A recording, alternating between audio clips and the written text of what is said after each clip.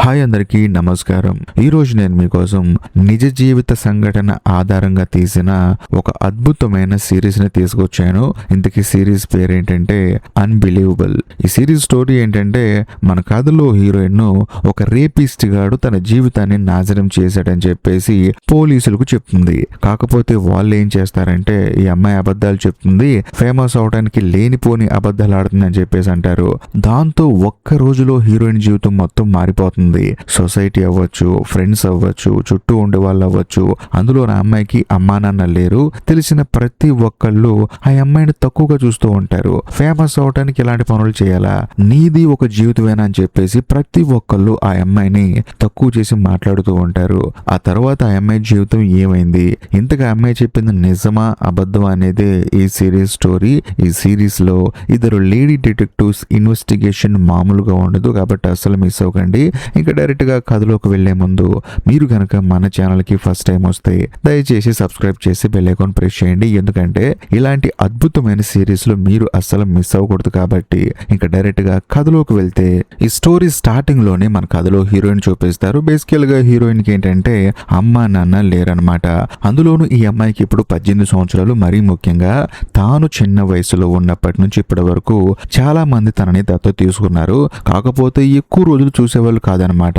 దానివల్ల ఏంటంటే ఆ అమ్మాయి కొన్ని సంవత్సరాలు అక్కడ, కొన్ని సంవత్సరాలు ఇక్కడ అని చెప్పేసి ఎక్కువ చోట ఉంటూ ఉండేది అనమాట. కాకపోతే ఇప్పుడు తనకి 18 సంవత్సరాలు వచ్చాయి, తనకంటూ ఒక ఉద్యోగం ఉంది, తన కాళ్ళ మీద తాను నిలబడింది. అందుకని తానేంటంటే గవర్నమెంట్ రన్ చేసే ఒక సపోర్టింగ్ హౌసింగ్ అపార్ట్మెంట్ లో ఒంటరిగా ఉంటుంది. అంతేకాకుండా హీరోయిన్ దగ్గరికి హీరోయిన్ ని ఇంతకు ముందు చూసిన ఒక తల్లి వస్తుంది అనమాట. ఆవిడ పేరు జూడిత్. సో హీరోయిన్ ఏంటంటే ఆవిడతో ఎక్కువగా ప్రేమగా ఉండేది, ఆవిడ దగ్గరే ఎక్కువ రోజులు పెరిగింది. ఆవిడ ఇప్పుడు హీరోయిన్ దగ్గరికి వస్తుంది. అంతేకాకుండా అక్కడికి ఒక పోలీస్ ఆఫీసర్ కూడా వస్తాడు. హీరోయిన్ ఏడుస్తూ ఉంటుంది. వెంటనే పోలీస్ ఆఫీసర్ కూడా ఏం జరిగిందో చెప్పమ్మా, అది కూడా క్లియర్ గా ఒక్క పాయింట్ కూడా మిస్ అవ్వకుండా చెప్పని చెప్పేసి అంటంతో హీరోయిన్ కూడా చెప్పడం స్టార్ట్ చేస్తుంది. ఏమంటుందంటే తనను ఒకడు మానభంగం చేశాడని, అందులోనూ అతి దారుణంగా మానభంగం చేశాడని, తన కాళ్ళకుండే షూ లేస్ తో తన కాళ్ళు చేతులు కట్టేసి తన నోట్లో గుడ్డ పెట్టేసి తనని ఎవడో మాస్క్ వేసుకున్నాడు వచ్చి మానభంగం చేశాడని చెప్పేసి అంటంతో పోలీసు షాక్ అయిపోతాడు. అంతేకాకుండా ఇప్పుడు హీరోయిన్ ఏంటి గవర్నమెంట్ రన్ చేసే సపోర్టింగ్ హౌసింగ్ అపార్ట్మెంట్ లో ఉంటుంది కదా, అలాంటి వాళ్ళకి, అందులోని తల్లిదండ్రులు లేని వాళ్ళకి కౌన్సిలర్స్ అని చెప్పేసి ఉంటారనమాట. సో హీరోయిన్ కూడా ఒక కౌన్సిలర్ ఉంటుంది లేడీ, ఆవిడ కూడా వస్తుందన్నమాట. వచ్చిన తర్వాత తన గ్రూప్ లో ఉన్న ఒక అమ్మాయికి ఇలా జరిగిందని చెప్పేసి ఆవిడ కూడా బాధపడుతూ ఉంటుంది. ఆ తర్వాత ఇక్కడికి ఇద్దరు డిటెక్టివ్స్ వస్తారు. వచ్చిన తర్వాత వాళ్ళు కూడా డీటెయిల్డ్ గా చెప్పమ్మా జరిగిందని చెప్పేసి అంటారు. హీరోయిన్ కూడా జరిగింది చెప్తుంది అనమాట. ఎవడో నా రూమ్ లోకి వచ్చాడండి, కత్తి తీసుకొని బెదిరించాడు, నేను చంపేస్తాను, సౌండ్ చేస్తా అన్నాడు. నేను కూడా సైలెంట్ గా ఉన్నాను. ఆ తర్వాత నన్ను దారుణంగా మానభంగం చేశాడని చెప్పేసి అంటంతో డిటెక్టివ్స్ కూడా సరే అని చెప్పేసి నోట్ చేసుకుంటారు. అంతేకాకుండా కొన్ని టెస్టులు చేయాలమ్మా అని చెప్పేసి అంటంతో హీరోయిన్ కూడా సహకరిస్తుంది. కాకపోతే డిటెక్టివ్స్ కి అర్థం కాని విషయం ఏంటంటే ఏ అమ్మాయినా సరే మానభంగానికి గురైన తర్వాత భయంతో వణికిపోతూ బాధతో చెప్తూ ఉంటుంది. కాకపోతే హీరోయిన్ మాత్రం ఫేస్ లో ఎటువంటి రియాక్షన్స్ లేకుండా అలా సైలెంట్ గా చెప్తూ ఉంటుంది అనమాట. దాంతో డిటెక్టివ్స్ కి డౌట్ వచ్చేస్తుంది. ఆ తర్వాత హాస్పిటల్లో టెస్ట్ చేసే నర్స్ వచ్చేసి ఏం జరిగిందో చెప్పమ్మా అని చెప్పేసి అంటూ ఉంటుంది. బేసికల్ గా ఆవిడేంటంటే శాంపిల్స్ అన్ని తీసుకుంటూ ఉంటుంది అనమాట. అప్పుడు హీరోయిన్ అడుగుతుంది. హీరోయిన్ కూడా ఎన్నిసార్లు చెప్పాలండి, పోలీస్ కి చెప్పాను, డిటెక్టివ్స్ కి చెప్పాను, మళ్ళీ మీకు కూడా చెప్పాలని చెప్పేసి అంటంతో లేదమ్మా క్లియర్ గా చెప్తే నాకు కూడా అర్థం అవుతుంది కదా అని చెప్పేసి అంటంతో హీరోయిన్ మళ్ళీ ఫస్ట్ కాడి నుంచి జరిగింది మొత్తం చెప్తుంది అనమాట. ఇదిలా ఉంటే మరోవైపు డిటెక్టివ్స్ ఏం చేస్తారంటే హీరోయిన్ ఉంటున్న ఫ్లాట్ మొత్తాన్ని చెక్ చేస్తారు. ఆ ఫ్లాట్ లో ఒక డిఎన్ఏ కానీ లేకపోతే ఏదన్నా ఆధారాలు కానీ ఏమీ దొరకవు అనమాట. దాంతో ఆ రేపిస్ట్ గాడి మీద వీళ్ళకి డౌట్ వస్తుంది. వీడు మామూలుడు కాదు, మంచి ప్రొఫెషనల్ లా ఉన్నాడని చెప్పేసి కట్ చేస్తే మరుసటి రోజు మన కథలో హీరోయిన్ ని మళ్ళీ పోలీస్ స్టేషన్ కి రమ్మంటారు. పోలీస్ స్టేషన్ కి వచ్చిన తర్వాత డిటెక్టివ్ ఏం చేస్తాడంటే హీరోయిన్ ని ఎంక్వైరీ చేస్తాడనమాట. కాదమ్మా ఆ సంఘటన జరగడానికి ముందు ఏం జరిగిందో చెప్పు అని చెప్పేసి అంటాడు. దాంతో హీరోయిన్ కూడా జరిగింది చెప్తుంది అనమాట. నేను నా ఎక్స్ బాయ్ ఫ్రెండ్ తో మాట్లాడుతూ ఉన్నానండి, వాడికి నాకు బ్రేకప్ అయిపోయింది. కాకపోతే దాంతో లేట్ నైట్ మాట్లాడుతూనే ఉన్నాను. ఆ తర్వాత అలాగే నిద్రపోయాను. బట్ ఎప్పుడు ఆ రేపిస్ట్ గారు లోపలికి వచ్చాడో తెలియదు కానీ వచ్చిన తర్వాత నేను సౌండ్ చేయకుండా నా నోట్లో గుడ్డ కట్టేశాడు. ఆ తర్వాత కత్తితో పొడి చేస్తానన్నాడు. అంతా అయిపోయిన తర్వాత వాడు అక్కడి నుంచి వెళ్ళిపోయిన తర్వాత నేను ఫోన్ తీసుకొని పోలీసులకు ఫోన్ చేశాను. నన్ను ఇంతకు ముందు పెంచిన జూడిత్ అనే ఆవిడకి ఫోన్ చేశాను. ఆ తర్వాత అంతే రెండు జరిగిందని చెప్పేసి అంటుంది. దాంతో డిటెక్టివ్ కూడా మొత్తం నోట్ చేసుకొని సరేనమ్మా 2 రోజుల తర్వాత మళ్ళీ పిలుస్తాము, ఈసారి కొంచెం డీటెయిల్డ్ గా ప్రతిదీ చెప్పాలి నువ్వు నువ్వు అలా చెప్తేనే వాడిని పట్టుకునే అవకాశం ఉందని చెప్పేసి అనడంతో హీరోయిన్ కూడా సరే అండి అని చెప్పేసి అక్కడి నుంచి బయటకు వచ్చేస్తుంది. ఆ తర్వాత హీరోయిన్ తన ఫ్లాట్ కి వెళ్తుంది. అందులోనూ గవర్నమెంట్ రన్ చేసే అపార్ట్మెంట్ కాబట్టి అందులో హీరోయిన్ లాంటి వాళ్ళు చాలా మంది ఉంటారు. వాళ్ళందరూ హీరోయిన్ కి ధైర్యం చెప్తారు, మేమందరం నీతో ఉన్నాం అని చెప్పేసి అంటారు. అంతేకాకుండా హీరోయిన్ కూడా వాళ్ళకి జాగ్రత్తలు చెప్తుంది, ఇలా మీరు డోర్లు తీసి విండోస్ ఓపెన్ చేసి పడుకోమాకండి అని చెప్పేసి. దాంతో వాళ్ళు కూడా సరే అంటారు. అంతేకాకుండా అదే అపార్ట్మెంట్ లో హీరోయిన్ కి ఒక అమ్మాయి ఫ్రెండ్ ఉంటుంది. ఆ అమ్మాయితో చెప్తుంది అనమాట, నాకు కొంచెం భయంగా ఉంది, నీతో పాటు ఉండొచ్చు అని చెప్పేసి అంటంతో ఆ అమ్మాయి కూడా తప్పకుండా అని చెప్పేసి తన ఫ్లాట్ లో హీరోయిన్ ని పడుకోమంటుంది. ఇదిలా ఉంటే మరోవైపు ఇద్దరు భార్యాభర్తలను చూపిస్తారు. బేసికల్ గా జూడిత్ తర్వాత హీరోయిన్ ను చూసుకున్న పేరెంట్స్ అనమాట వీళ్ళకి ఈ విషయం తెలిసిన తర్వాత వాళ్ళు కూడా బాధపడతారు. అందులోనూ ఆవిడ పేరు కోలిన్ అనమాట. ఆవిడ ఏంటంటే హీరోయిన్ దగ్గరకు వచ్చి ధైర్యం చెప్తుంది, నువ్వేం కంగారు పడకమ్మా, నీకు నేనున్నాను అని చెప్పేసి అంటుంది. ఆ తర్వాత మరుసటి రోజు ఇద్దరు కలిసి షాపింగ్కి వెళ్తారు. బేసికల్ గా హీరోయిన్ పడుకునే బెడ్షీట్ ఏంటంటే పోలీసులు తీసుకెళ్తారనమాట. ఆ రేపిస్ట్ గడికి సంబంధించిన డిఎన్ఏస్ ఏమైనా దొరుకుతాయని చెప్పేసి. దాంతో వీళ్ళు ఏంటంటే బెడ్షీట్ కొనుక్కుందాం అని వస్తారు. హీరోయిన్ ఏంటంటే తను ఏదైతే కలర్ వాడిందో అదే కలర్ కావాలని చెప్పేసి గొడవ పెడుతూ ఉంటుంది.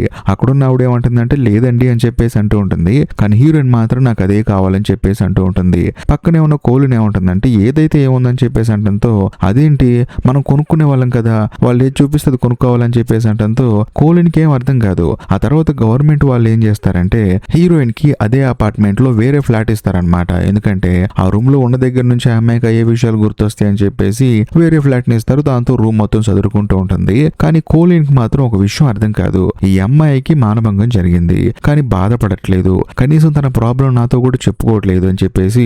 కాదమ్మా ఏదైనా ప్రాబ్లం ఉంటే చెప్పుకోమా నాతో అని చెప్పేసి అంటూ ఉంటుంది. అలాంటిదేం లేదని చెప్పేసి అంటూ తన పని తను క్యాజువల్ గా చేసుకుంటూ ఉంటుంది. దాంతో కోలిన్ కే డౌట్ వచ్చేసి తన భర్తకు చెప్తుంది, ఈ అమ్మాయి వాళ్ళకం చూస్తుంటే తన జీవితంలో ఏమీ జరగనట్టు చాలా క్యాజువల్ గా ఉంది, ఏంటి ఈ అమ్మాయి అని చెప్పేసి ఆవిడకే డౌట్ వచ్చేస్తుంది. ఆ తర్వాత హీరోయిన్ కేసును డీల్ చేస్తున్న డిటెక్టివ్ ఏం చేస్తాడంటే ఇంతకు ముందు తనని పెంచిన జూడిత్ దగ్గరికి వెళ్తాడు. వెళ్ళిన తర్వాత ఆ అమ్మాయి గురించి ఎంక్వైరీ చేస్తాడనమాట.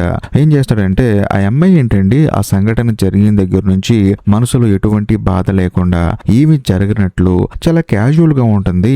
ఆ అమ్మాయి గురించి చెప్తారని చెప్పేసి అంటంతో ఆ అమ్మాయి గురించి చెప్పాలంటే పెద్దగా ఏమీ లేదు. కాకపోతే ఈ మధ్య జనరేషన్ లో చాలా మంది ఏంటంటే అందరూ వాళ్ళని గుర్తించాలి, ప్రతి ఒక్కళ్ళు వాళ్ళ గురించి మాట్లాడుకోవాలని చెప్పేసి అటెన్షన్ సీకింగ్ తో చచ్చిపోతున్నారు.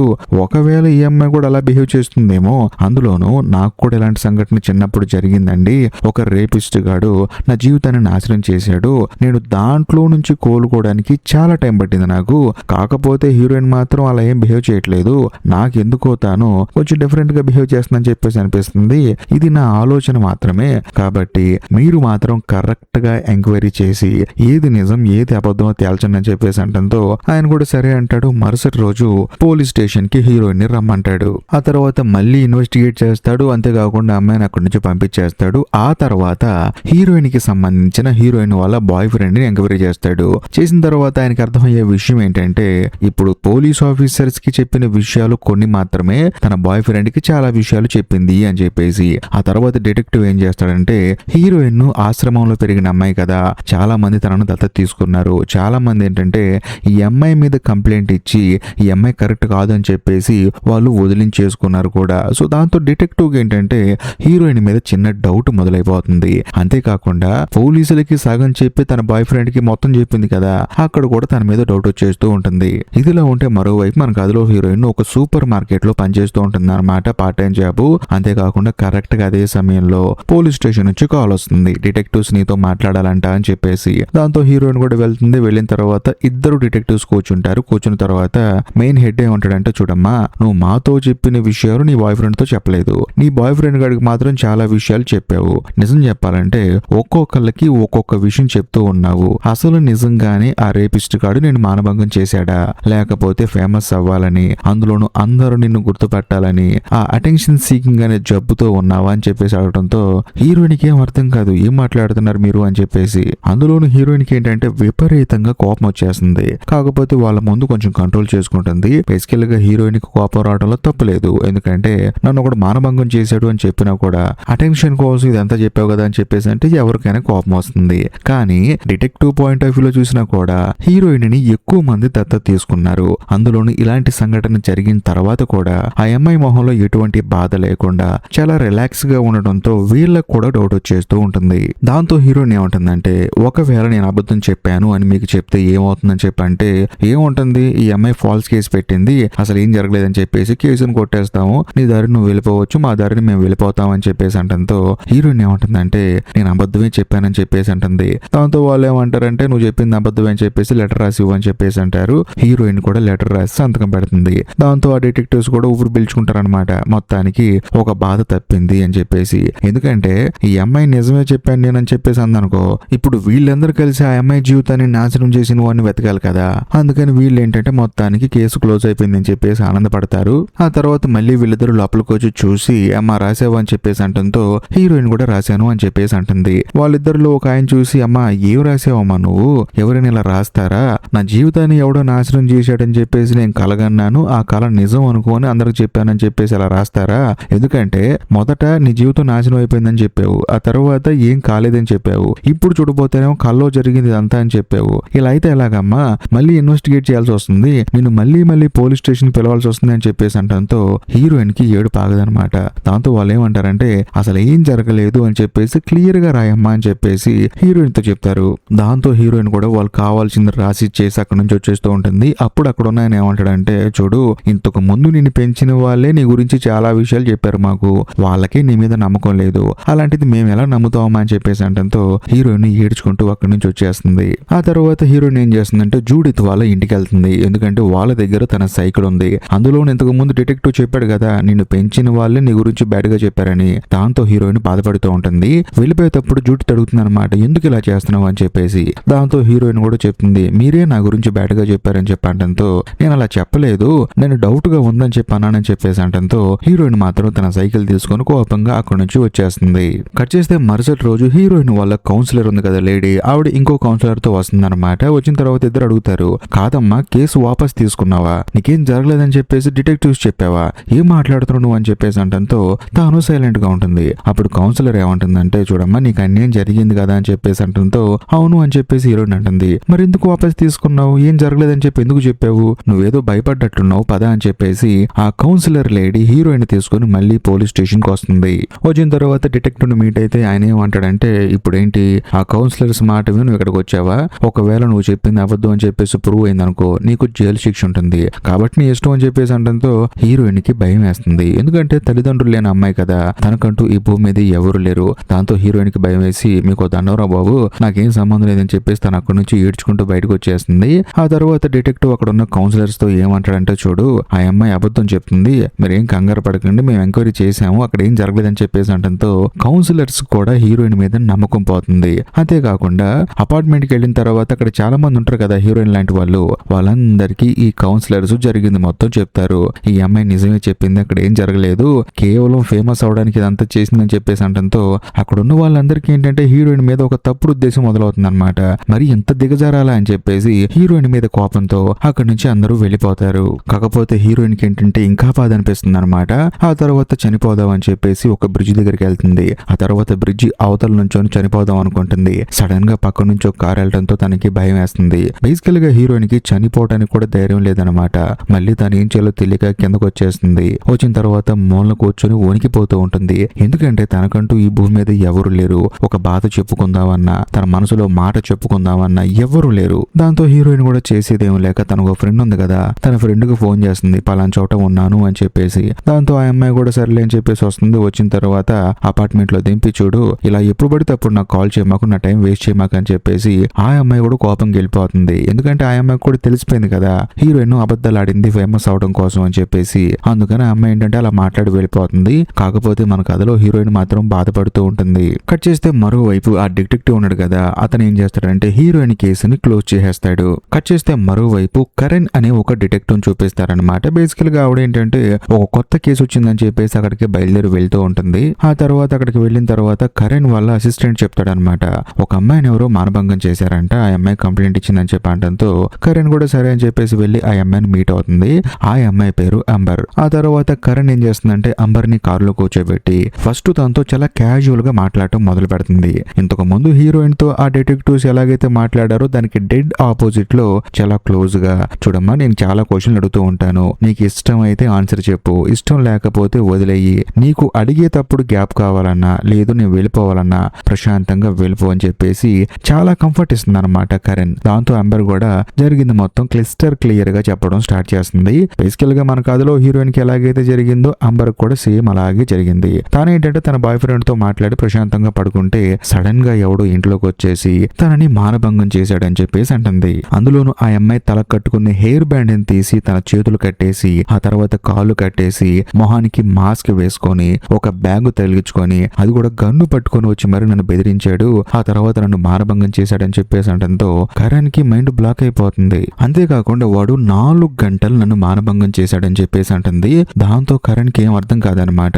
కాకపోతే అంబర్ మాత్రం కొంచెం తెలియగల అమ్మాయి. వాడు ఎలా ఉంటాడు, వాడు ఏ మాస్క్ వేసుకొచ్చాడు, వాడు ఎన్ని భాషలు మాట్లాడుతున్నాడు, మరీ ముఖ్యంగా అంబర్ కి ఏంటంటే హెయిర్ బ్యాండ్ ఉంది కదా, అది ఇంతకు ముందే తను పోగొట్టుకుంది, దాన్ని తీసుకొచ్చి మరి తనకే తగిలించాడని. అంతేకాకుండా వాడేంటంటే ఆ అమ్మాయిని మానభంగం చేసిన తర్వాత ఆ అమ్మాయి శరీరం మీద వాడి DNA ఉండకూడదని చెప్పేసి 20 నిమిషాలు బాత్రూమ్ లో స్నానం చేసి వచ్చిన దాకా అలా గన్ను పట్టుకొని ఉన్నాడని, ఒకవేళ తాను గొడవ చేస్తే గన్నుతో కాల్చి చంపేస్తాడో అని చెప్పేసి భయం వేసి తాను కూడా వాడి చెప్పిందల్లా చేశానని చెప్పేసి కరణ్ కి అంబర్ ఎగ్జాక్ట్లీ ఏం జరిగిందో మొత్తం చెప్తుంది. అంతేకాకుండా వాడి కాలు మీద నల్లటి మచ్చ ఉందని, మానభంగం అంతా చేసిన తర్వాత ఈ విషయం బయట చెప్తే మాత్రం ఖచ్చితంగా ఏదో ఒక రోజు వచ్చి నేను చంపేస్తానని చెప్పేసి బెదిరించాడని, అంతేకాకుండా వెళ్ళిపోయేటప్పుడు ఫోటో తీసుకున్నాడని ప్రతిదీ డీటెయిల్డ్ గా చెప్తుంది అనమాట. మొత్తం విన్న తర్వాత కరణ్ కూడా సరే హాస్పిటల్కి వెళ్దామమ్మా, టెస్టులు చేయించుకుందామని చెప్పేసి అంటంతో అంబర్ కూడా సరే అని చెప్పేసి హాస్పిటల్కి వస్తుంది. ఇదిలా ఉంటే మరోవైపు అంబర్ ఇంట్లో అంటే ఆ అమ్మాయిని ఎక్కడైతే ఆడు మానభంగం చేశాడో ఆ ఇంట్లో మొత్తం వెతుకుతారు. అక్కడ కూడా ఎటువంటి ఆధారాలు దొరకవు. అందులోనూ ఆ బెడ్ మీద ఉన్న దుప్పటి కూడా వాడు అక్కడి నుంచి తీసుకెళ్లిపోయాడు. ఆ తర్వాత కరణ్ ఏం చేస్తుందంటే అంబర్కి అన్ని టెస్టులు అయిపోయిన తర్వాత చూడమ్మా, ఇప్పుడు నువ్వు ఎక్కడైతే ఉంటున్నావో అక్కడ ఉంటూ నీకు అంత మంచిది కాదు, ఎందుకంటే నువ్వు పోలీసుల్ని డిటెక్టివ్స్ ని అందరినీ మీట్ అయ్యావు కాబట్టి వాడు మళ్ళీ అక్కడికి వచ్చే ప్రమాదం ఉంది, కాబట్టి నువ్వు ఎక్కడ ఉంటావో చెప్పు, అక్కడ డ్రాప్ చేస్తానని చెప్పేసి అంటంతో అంబర్ కూడా నా బెస్ట్ ఫ్రెండ్ ఒక అమ్మాయి ఉంది అక్కడికి వెళ్తా అని చెప్పేసి అంటుంది. దాంతో కరణ్ కూడా సరే అని చెప్పేసి తనని ఎక్కడ డ్రాప్ చేస్తుంది. ఆ తర్వాత కరణ్ ఏం చేస్తుందంటే ఆఫీస్కి వెళ్ళిన తర్వాత ఆ ఫైల్స్ అన్ని చూస్తూ ఉంటుంది అనమాట. అందులో ఈ అమ్మాయి చెప్పిన డీటెయిల్స్ అన్ని పక్కాగా కనిపిస్తూ ఉంటాయి. అంటే అంబర్ చెప్పింది కదా వాడు ఎలా ఉంటాడు ఏం చేస్తాడని చెప్పేసి. అందులో ఏముంటుందంటే వాడు అమ్మాయి రూమ్ లోకి వచ్చిన తర్వాత చిన్న పిల్లల డ్రెస్ వేసుకోమని చెప్పి వాడే దగ్గరుండే మేకప్ వేసి ఒక పింక్ కలర్ కెమెరాలో ఫొటోస్ తీసుకుంటూ ఆ అమ్మాయి జీవితాన్ని నాశనం చేసాడని, అంతా అయిపోయిన తర్వాత వాడు నడుచుకుంటూ వెళ్ళేటప్పుడు వాడి కాలు మీద ఉన్న మచ్చను చూశానని చెప్పేసి ఈ అమ్మాయి చెప్పింది కదా. సో వాటన్నిటిని తన టీం తో కూడా చెప్తుంది అనమాట. వాడు ఇలా ఉంటాడు, ఇలాంటి వాడు ఎక్కడైనా కనిపిస్తే మాత్రం ఖచ్చితంగా వాడిని పట్టుకోండి అని చెప్పేసి అంటుంది. ఇదిలా ఉంటే మరోవైపు మన కథలో హీరోయిన్ దగ్గరికి కౌన్సిలర్స్ వస్తారనమాట. వచ్చిన తర్వాత చూడు నువ్వు అబద్ధం చెప్పావు కాబట్టి నీకు కొంచెం రిస్ట్రిక్షన్స్ ఎక్కువ అవుతాయి. అదేంటంటే నువ్వు ఎక్కడికైనా వెళ్ళేటప్పుడు మాకు చెప్పాలి, అందులోనూ సాయంత్రం అయితే మాత్రం ఎక్కడికి వెళ్ళకూడదని చెప్పిన తర్వాత హీరోయిన్ కి ఏంటంటే బాధ అనిపిస్తుంది అనమాట. ఆ తర్వాత చేసేదేం లేక ఇంతకు ముందు హీరోయిన్ చూశారు కదా కోలిన్ అని చెప్పేసి ఒక లేడీ, ఆవిడ దగ్గరికి వెళ్ళి ఉందామని చెప్పేసి హీరోయిన్ వెళ్ళి చూస్తే అక్కడ ఆవిడ ఉండదు. కాకపోతే ఆవిడ భర్త ఉంటాడు. తానేంటంటే ఆప్యాయంగా దగ్గర తీసుకొని ఏం బాధపడమాకమ్మా అని చెప్పేసి తనకి ధైర్యం చెప్తాడు. ఆ తర్వాత హీరోయిన్ ఏమంటుంది ఆయనతో నేను ఇక్కడ పడుకోవచ్చు ఈ రోజు నైట్ అని చెప్పేసి అంటంతో ఆయన ఏమంటాడంటే నా భార్య ఇంట్లో లేదమ్మా నువ్వు ఉంటే బాగోదేమో అని చెప్పేసి అంటంతో హీరోయిన్ ఏమంటుందంటే లేదు లేదు తను వచ్చేంత వరకు నేను టీవీ చూస్తూ ఉంటానని చెప్పేసి అంటుంది. దాంతో కోలిన్ భర్త ఏమంటాడంటే అలా కాదమ్మా నువ్వు ఎప్పుడు ఏం చెప్తావు ఎవరికి తెలియదు, కాబట్టి నా భార్య నేను జీవితాంతో హ్యాపీగా ఉండాలంటే తను వచ్చిన తర్వాత పడుకో అని చెప్పేసి అంటంతో హీరోయిన్ కూడా బాధ అనిపించేసి సైకిల్ తీసుకొని అక్కడ నుంచి వెళ్ళిపోతుంది. ఆ తర్వాత డిటెక్టివ్ కరణ్ ఏం చేస్తుందంటే డైరెక్ట్ గా ఇంటికి వచ్చేస్తుంది అనమాట. బేసికల్ గా ఈవిడ భర్త ఒక పోలీస్ ఆఫీసరు, అంతేకాకుండా పాపం ఈవిడకి 2 పిల్లలు ఉంటారు, వాళ్ళిద్దరికి ఆరోగ్యం బాగోదు, ఇంట్లో రెస్ట్ తీసుకుంటూ ఉంటారు. వచ్చిన తర్వాత తానేంటంటే సరే అని చెప్పేసి తన భర్తకు చెప్తుంది. తన భర్తకేమో పాపం నైట్ డ్యూటీ అనమాట. ఆయన కూడా కరణ్ కి బాయ్ చెప్పి అక్కడి నుంచి వెళ్ళిపోతాడు. ఇదిలో ఉంటే గ్రేస్ అనే ఒక లేడీ డిటెక్టివ్ చూపిస్తారు. ఆవిడ కూడా సేమ్ మానభంగం కేసును ఎంక్వైరీ చేస్తూ ఉంటుంది. అండర్ కవర్ ఆపరేషన్ లో భాగంగా తానేం చేస్తుందంటే బాధితురాలి ఇంటి దగ్గర కొన్ని రోజులుగా తానేంటంటే కాపలా కాస్తూ ఉంటుంది అనమాట. ఎవరైనా వస్తారేమో, వస్తే అరెస్ట్ చేద్దామని చెప్పేసి. కరెక్ట్ గా అదే సమయంలో ఎవరో ఒక అతనట్టుగా నడుచుకుంటూ వెళ్తూ ఉంటాడు. దాంతో గ్రేస్ గన్ను తీసుకుని వాడికి గురి పెడుతుంది. ఆ తర్వాత వాడిని అరెస్ట్ చేస్తుంది. తానేంటంటే నది దగ్గర ఒక అతన్ని పట్టుకుంది కదా, అతన్ని తీసుకెళ్లి ఎంక్వైరీ చేస్తూ ఉంటుంది. అసలు ఎవరు నువ్వు, ఎందుకు అక్కడ ఉన్నావు అని చెప్పేసి అడిగితే అతను ఏమంటాడంటే లేదండి నదుల్లో రాళ్లు ఎక్కువైపోయి మధ్యలో ఎక్కువ ఉండటం వల్ల ఆ వాటర్ ఫ్లోటింగ్ కి ప్రాబ్లం అయిపోతూ ఉంటుంది, వాటిని నేను క్లియర్ చేస్తూ ఉంటానండి అని చెప్పేసి అంటంతో గ్రేస్ కి ఏం అర్థం కాదు అవునా అని చెప్పేసి. అందులోనూ మానభంగాలు జరిగినప్పుడు వీడు ఎక్కడ ఉన్నాడని చెప్పేసి ఎంక్వైరీ చేస్తే అసలు అక్కడ లేనే లేడనమాట. దాంతో మనోడు నిర్దోషి అని చెప్పేసి అతను వదిలేస్తుంది. ఇదిలా ఉంటే మరోవైపు కరణ్ ని చూపిస్తారు. తానేంటంటే ఈ కేసు ఇన్వెస్టిగేట్ చేస్తూ ఉంది కదా, అదే సమయంలో ఆవిడ భర్త ఏం చేస్తాడంటే నీలాగే ఇలాంటి కేసుని గ్రేస్ అని ఒక ఆవిడ ఇన్వెస్టిగేట్ చేస్తూ ఉంది కాబట్టి మీరిద్దరు కలిసి పనిచేస్తే మీరిద్దరు కలిసి ఆ క్రిమినల్ గాని పట్టుకోవచ్చు అని చెప్పేసి అంటంతో కరణ్ కూడా వెంటనే సరే అని చెప్పేసి గ్రేస్ పనిచేసే పోలీస్ స్టేషన్ కి వస్తుందన్నమాట. వచ్చిన తర్వాత తనను తాను ఇంట్రడ్యూస్ చేసుకుంటుంది. అందులోనూ తాను కూడా తనలాగే కేసు డీల్ చేస్తున్నానని చెప్పేసి అంటంతో అవునా అని చెప్పేసి గ్రేస్ కూడా కరణ్ ని రమ్మంటుంది అనమాట. నేను ఒక పని మీద వెళ్తున్నాను, నువ్వు కూడా నాతో పాటు రా అని చెప్పేసి అంటంతో కరణ్ కూడా గ్రేస్ తో కలిసి వెళ్ళిపోతుంది. వాళ్ళిద్దరు కలిసి ఒక ఇంటికి వెళ్తారు. అక్కడ 50 సంవత్సరాల ముసలావిడ ఉంటుంది అనమాట. నిజం చెప్పాలంటే ఆ కిల్లర్ గాడు ఈవిడిని కూడా మానభంగం చేశాడు. ఇంతకు ముందు ఎలాగైతే ప్రతి ఒక్కరి ఇంట్లోకి దూరి వాళ్ళ కాళ్ళు చేతులు కట్టేసి మానభంగం చేసిన తర్వాత 20 నిమిషాలు స్నానం చేపించి ఎలాగైతే ఆ కిల్లర్ గాడు అక్కడి నుంచి వెళ్ళిపోయాడో ఇక్కడ కూడా సేమ్ మధ్య రిపీట్ అవుతుంది అనమాట. దాంతో వీళ్ళకి ఎటువంటి ఆధారాలు దొరక్క అక్కడి నుంచి బయటకు వచ్చేస్తారు. ఇదిలా ఉంటే మరోవైపు మన కథలో హీరోయిన్ చూపిస్తారు. హీరోయిన్ దగ్గరికి ఇంతకు ముందు హీరోయిన్ పెంచిన జూడిత్ వస్తుంది అనమాట. బేసికల్ గా ఆవిడ హడావుడిగా రావడానికి కారణం ఏంటంటే హీరోయిన్ ఫోటో ఆన్లైన్ లో లీక్ అయిపోయింది అనమాట. ఈ అమ్మాయి పాపులారిటీ కోసం తనకి ఇలా జరిగిందని చెప్పేసి అబద్ధాలు చెప్పిందని చెప్పి ఇంటర్నెట్ లో ట్రెండింగ్ అయిపోతుంది. ఆ అమ్మాయి ఫోటో కూడా రిలీజ్ అయిపోతుంది. దాంతో తనకి భయం వేసి నువ్వేం భయపడొద్దని చెప్పేసి ధైర్యం చెప్పడానికి తాను వచ్చిందనమాట. అందులోనూ మెసేజ్లు మాత్రం అసలు చూడకని చెప్పేసి అంటూ ఉంటుంది. అయినా సరే హీరోయిన్ మాత్రం మెసేజ్లు చూస్తుంది.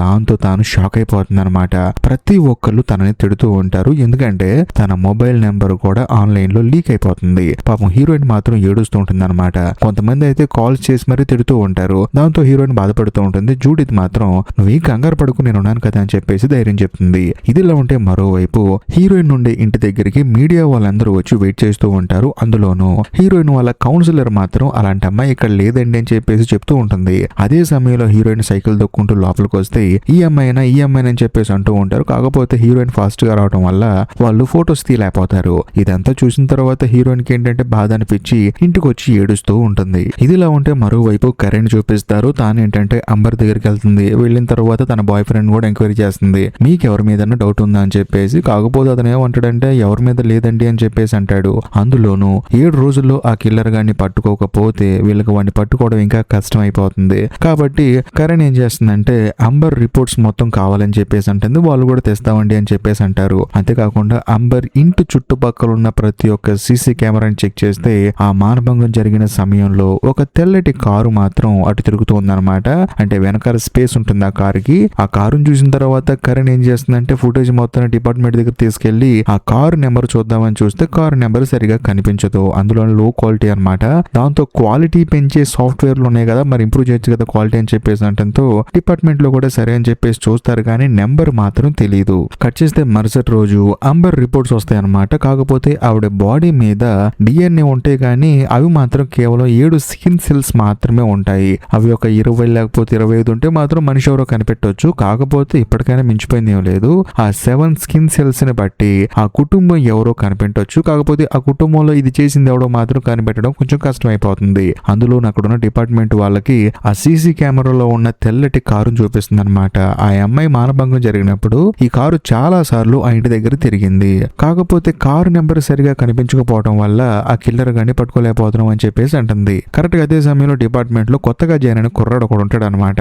ఆయన ఏంటంటే రిపోర్ట్స్ ఇచ్చిన లేడీని అడుగుతాడు. కాదండి 7 సెల్స్ తో కుటుంబాన్ని పట్టుకోవచ్చు అంటున్నారు. ఇప్పుడు మనం ఆ కుటుంబాన్ని పట్టుకొని ఎంక్వైరీ చేస్తే బాగుంటుంది కదా అని చెప్పేసి అంటంతో ఆ రిపోర్ట్లు ఇచ్చిన లేడీ ఏమంటుందంటే అలా ఎవరిని పడితే వాళ్ళని ఎంక్వైరీ చేయకూడదు. వాళ్ళు మన మీద రివర్స్ లో కేసు పెడతారు. అందులోనూ కరెక్ట్ ఆధారాలు ఉంటేనే మనం ఎంక్వైరీకి వెళ్ళాలని చెప్పేసి అంటంతో కొత్తగా జాయిన్ అయిన కుర్రాడు కూడా సైలెంట్ అయిపోతాడు. ఇదిలా ఉంటే మరోవైపు మన కథలో హీరోయిన్ చూపిస్తారు. హీరోయిన్ దగ్గరికి తన బాయ్ ఫ్రెండ్ వస్తాడు. వచ్చిన తర్వాత హీరోయిన్ బాధపడుతుంది అనమాట. నా గురించి సోషల్ మీడియాలో బ్యాడ్ గా మాట్లాడుకుంటున్నారు అని చెప్పేసి. అదే సమయంలో వీళ్ళిద్దరు కలిసి బీచ్ కి వెళ్తారనమాట.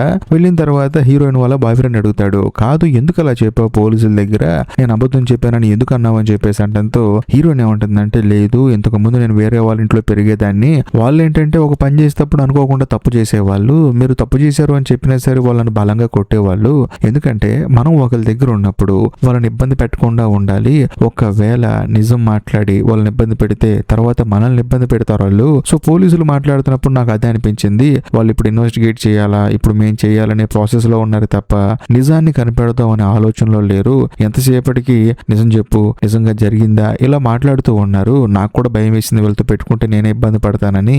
అందుకని వాళ్ళకి దూరంగా వెళ్ళిపోదామని వాళ్ళకి నచ్చిందే చెప్పాను చెప్పాను నేను, వాళ్ళే చెప్పారు నాతో ఏమని, నువ్వు ఇలా మాట్లాడితే ఏ గోలా ఉండదు, నీ దారి నువ్వు వెళ్ళిపోవచ్చు, మా దారిని మేము వెళ్ళిపోతామని చెప్పేసి వాళ్ళే అన్నారు, అందుకని అలా చెప్పానని చెప్పేసి అంటంతో పాపం హీరోయిన్ వాళ్ళ బాయ్ ఫ్రెండ్ కూడా బాధపడతాడు. ఎందుకంటే తనకంటూ ఎవరు లేరు కదా ఈ భూమి మీద, అందుకని తానేంటంటే భయపడుతూ ఉందన్నమాట ప్రతి ఒక్కరిని చూసి. ఆ తర్వాత తన గర్ల్ ఫ్రెండ్ ఎక్కించుకుని కారులో తిరుగుతూ ఉంటాడు. అందులోనూ నువ్వు డ్రైవింగ్ లైసెన్స్ కి అప్లై చేసుకో, బాగుంటుంది, సరదాగా బయటకు వెళ్ళొచ్చు నువ్వు అని చెప్పేసి అంటంతో హీరోయిన్ కూడా సరే అని చెప్పేసి అంటుంది. ఆ తర్వాత తన ఇంటికి వచ్చేస్తుంది. బట్ ఇంటికి వచ్చి చూస్తే తనకు ఒక లెటర్ వచ్చిందనమాట. ఆ లెటర్ ఏంటంటే పోలీసులే హీరోయిన్ మీద కేసు పెట్టారు. అందులోనూ హీరోయిన్ తప్పుడు సమాచారం ఇచ్చి హీరోయిన్ జనాల్ని మిస్గైడ్ చేసి, అందులోనూ డిపార్ట్మెంట్ ని కూడా మిస్గైడ్ చేసి వాళ్ళ టైం వేస్ట్ చేసిందని చెప్పేసి పోలీసులు కేసు పెడతారు. ఎందుకంటే పోలీసులు అలా పెట్టాలన్నమాట, ఎవరైనా వాళ్ళ టైం వేస్ట్ చేస్తే వాళ్ళ మీద అలా కేసు పెడతారనమాట. అది చూసిన తర్వాత హీరోయిన్ ఇంకా బాధపడుతుంది. ఇదిలా ఉంటే మరోవైపు ఇద్దరు డిటెక్టివ్స్ ని చూపిస్తారనమాట. కరెంట్ గ్రేస్ తో ఏమంటుందంటే పోలీస్ డిపార్ట్మెంట్ లో ఒక రూల్ ఉంటుందన్నమాట, ప్రతి జిల్లాకి ఒక రూల్ ఉంటుంది. ఆ రూల్ ఏంటంటే ఒక హత్య జరిగింది అనుకోండి, కొన్ని రోజుల తర్వాత మరొక హత్య జరిగింది అనుకోండి, పోలీసులు ఒక నార్మల్ కేసులో చూస్తారు. కానీ అలాంటి హత్యలు 3 జరిగితేనే ఇది ఒక కిల్లర్ గాడు చేశాడు అని చెప్పేసి ఆ పాయింట్ ఆఫ్ వ్యూలో ఇన్వెస్టిగేట్ చేస్తారు. కాకపోతే అసలు ఈ మానభంగాలు చేస్తున్న కిల్లర్ గాడు ఎవడు అని చెప్పేసి ఏ జిల్లాలో ఎంక్వైరీ మొదలవ్వలేదు. అందులోని కరణ్ ఏంటి, తన భర్త సలహా ఇచ్చాడు, పక్క డిస్ట్రిక్ట్ లో ఒక ఆవిడ ఉంది, ఆవిడ ఇలాంటి కేసులను డీల్ చేస్తుందని చెప్పేసి అంటే వచ్చింది, కానీ తనకి తానుగా రాలేదన్నమాట. సో దాంతో కరణ్ ఏమంటుందంటే ప్రతి ఒక్క జిల్లాలో ఈ టైప్ కేసులు ఎన్నెన్ని డిపార్ట్మెంట్ పరిధిలోకి వచ్చాయి, వాటి మీద ఇన్వెస్టిగేషన్ జరుగుతుందో చూద్దామని చెప్పేసి చూస్తే ప్రతి జిల్లాలో కేవలం 2 కేసులు మాత్రమే రిపోర్ట్ అయి ఉంటాయి, వాటి మీద ఇన్వెస్టిగేషన్ జరుగుతుంది. దాంతో కరణ్ కి గ్రేస్ కి వచ్చే మొట్టమొదటి డౌట్ ఏంటంటే డిపార్ట్మెంట్ గురించి బాగా తెలిసిన వాడు, అందులోనే డిపార్ట్మెంట్ లో ఉండేవాడే ఒకవేళ ఈ తప్పు చేస్తున్నాడేమో, ఒకవేళ పోలీస్ కూడా కావచ్చు కదా అని చెప్పేసి అంటంతో ఇద్దరు అదే ఆలోచిస్తూ ఉంటారు. ఎందుకంటే పోలీస్ కి ఇక్కడ ఉన్న రూల్స్ మొత్తం బాగా తెలుస్తాయి అని చెప్పేసి వాళ్ళకి అర్థం అవుతుంది. కట్ చేస్తే మరుసటి రోజు మళ్ళీ వీళ్ళిద్దరు దీని గురించి మాట్లాడుకుంటున్నప్పుడు వీళ్ళకు డౌట్ వస్తుంది. ఇప్పుడు మామూలుగా బయట ఎవరైనా తప్పు చేశారంటే డిపార్ట్మెంట్ వాళ్ళు వెళ్ళి ఎంక్వైరీ చేస్తారు, కానీ డిపార్ట్మెంట్ వాళ్ళ మీదే కేసు పెట్టి డిపార్ట్మెంట్ లో ఉన్న దొంగను గురించి వెతకమంటే పోలీసులు మనకి సహకరించరు, అందులోనూ మనం డిటెక్టివ్స్ మాత్రమే అని చెప్పేసి వీళ్ళిద్దరు అనుకుంటారు. ఆ తర్వాత గ్రేస్ కొంచెంసేపు ఆలోచించి ఏమంటుందంటే ఇప్పుడు మనం ఎంక్వైరీ చేసేది అందరికి తెలిస్తే అందరికి తెలుస్తుంది, బట్ ఎవరికి తెలియకుండా సైలెంట్ గా ఎంక్వైరీ చేస్తే ఎవరికి తెలియదు కదా, ప్రతి ఒక్క జిల్లాలో రిజిస్టర్ అయిన ప్రతి ఒక్క కేసుని మనం చూద్దాం, అందులోనూ అక్కడున్న ఆధారాలు ఇక్కడున్న ఆధారాలు మ్యాచ్ అయితే మాత్రం ఖచ్చితంగా వాడిని పట్టుకోవచ్చు అని చెప్పేసి అంటంతో కరీన్ కూడా సరే అంటుంది. కట్ చేస్తే మరుసటి రోజు ఇద్దరు కలిసి ఒక కాలేజీలో ఉన్న పెద్దవాడిని మీట్ అవుతారు. ఆవిడ ఏంటంటే కాలేజీలో ఉన్న స్టూడెంట్స్ కోసం వంటలు చేస్తూ ఉంటుంది. బేసికల్ గా ఆ కిల్లర్ గాడు ఈవెంట్ కూడా మానభంగం చేశాడు, ఇంతకు ముందు ఎలాగైతే అందరినీ ఇబ్బంది పెట్టాడు ఈవెంట్ కూడా అలాగే ఇబ్బంది పెట్టాడు, అందులోనూ పోలీస్ కేసు అయింది, ఈవిడ కూడా కంప్లైంట్ ఇచ్చింది, పోలీసులు ఎంక్వైరీ చేస్తూ ఉన్నారు, వాడి గురించి డీటెయిల్స్ మొత్తం ఇచ్చింది. కాకపోతే వీళ్ళిద్దరు ఏంటంటే ఆవిడ దగ్గరికి వెళ్ళి చూడండి మీరు పోలీస్ డిపార్ట్మెంట్ కి కంప్లైంట్ ఇచ్చారని మాకు తెలుసు, అందులోనూ వాడు మిమ్మల్ని ఇబ్బంది పెట్టాడని కూడా తెలుసు, కానీ డిపార్ట్మెంట్ వాళ్ళకి చెప్పనివి ఏవైనా ఉంటే చెప్పండి, అసలు ఏం జరిగిందో చెప్పండి అని చెప్పేసి అంటంతో ఆ పెద్దవాడు కూడా చెప్తుంది అనమాట, చూడండి వాడు వచ్చాడు, మొహానికి మాస్క్ వేసుకున్నాడు, గన్ను పెట్టి నన్ను బెదిరించాడు, కాలు చేతులు కట్టేసి నన్ను మానభంగం చేశాడు, అంతేకాకుండా వాడు ఒక్కొక్కసారి చాలా మంచోళ్ళ బిహేవ్ చేస్తూ ఉన్నాడు, ఒక్కొక్కసారి మాత్రం చాలా రూడ్ గా బిహేవ్ చేస్తూ ఉన్నాడు, వాడు ఒక ప్రొఫెషనలిస్ట్ లా ఉన్నాడు, ఎందుకంటే నన్ను కూడా బాత్రూమ్ లోకి వెళ్ళి 20 minutes స్నానం చేయమని చెప్పేసి అన్నాడు, షవర్ కింద అలా నుంచోమని చెప్పి అన్నాడు, అలా ఎందుకు నుంచోమన్నాడు నాకు అర్థం కాలేదు, కానీ నడుచుకుంటూ వెళ్ళేటప్పుడు పక్కనే ఉన్న చిన్న బొమ్మ కింద పడిపోతుంటే వాడు మాత్రం చాలా షార్ప్ గా రియాక్ట్ అయ్యి దాన్ని పట్టుకున్నాడు, సో దీన్ని బట్టి నాకు అర్థమైపోయింది వాడు ఫిజికల్ గా చాలా షార్ప్ గా ఉన్నాడు అని చెప్పేసి, ఏది ఏమైనా సరే వాడి మొహం కనిపించలేదు, అందులోని మొహానికి మాస్క్ వేసుకున్నాడు, నాకు కూడా ఆ సంఘటన జరిగిన తర్వాత చాలా బాధ అనిపించింది,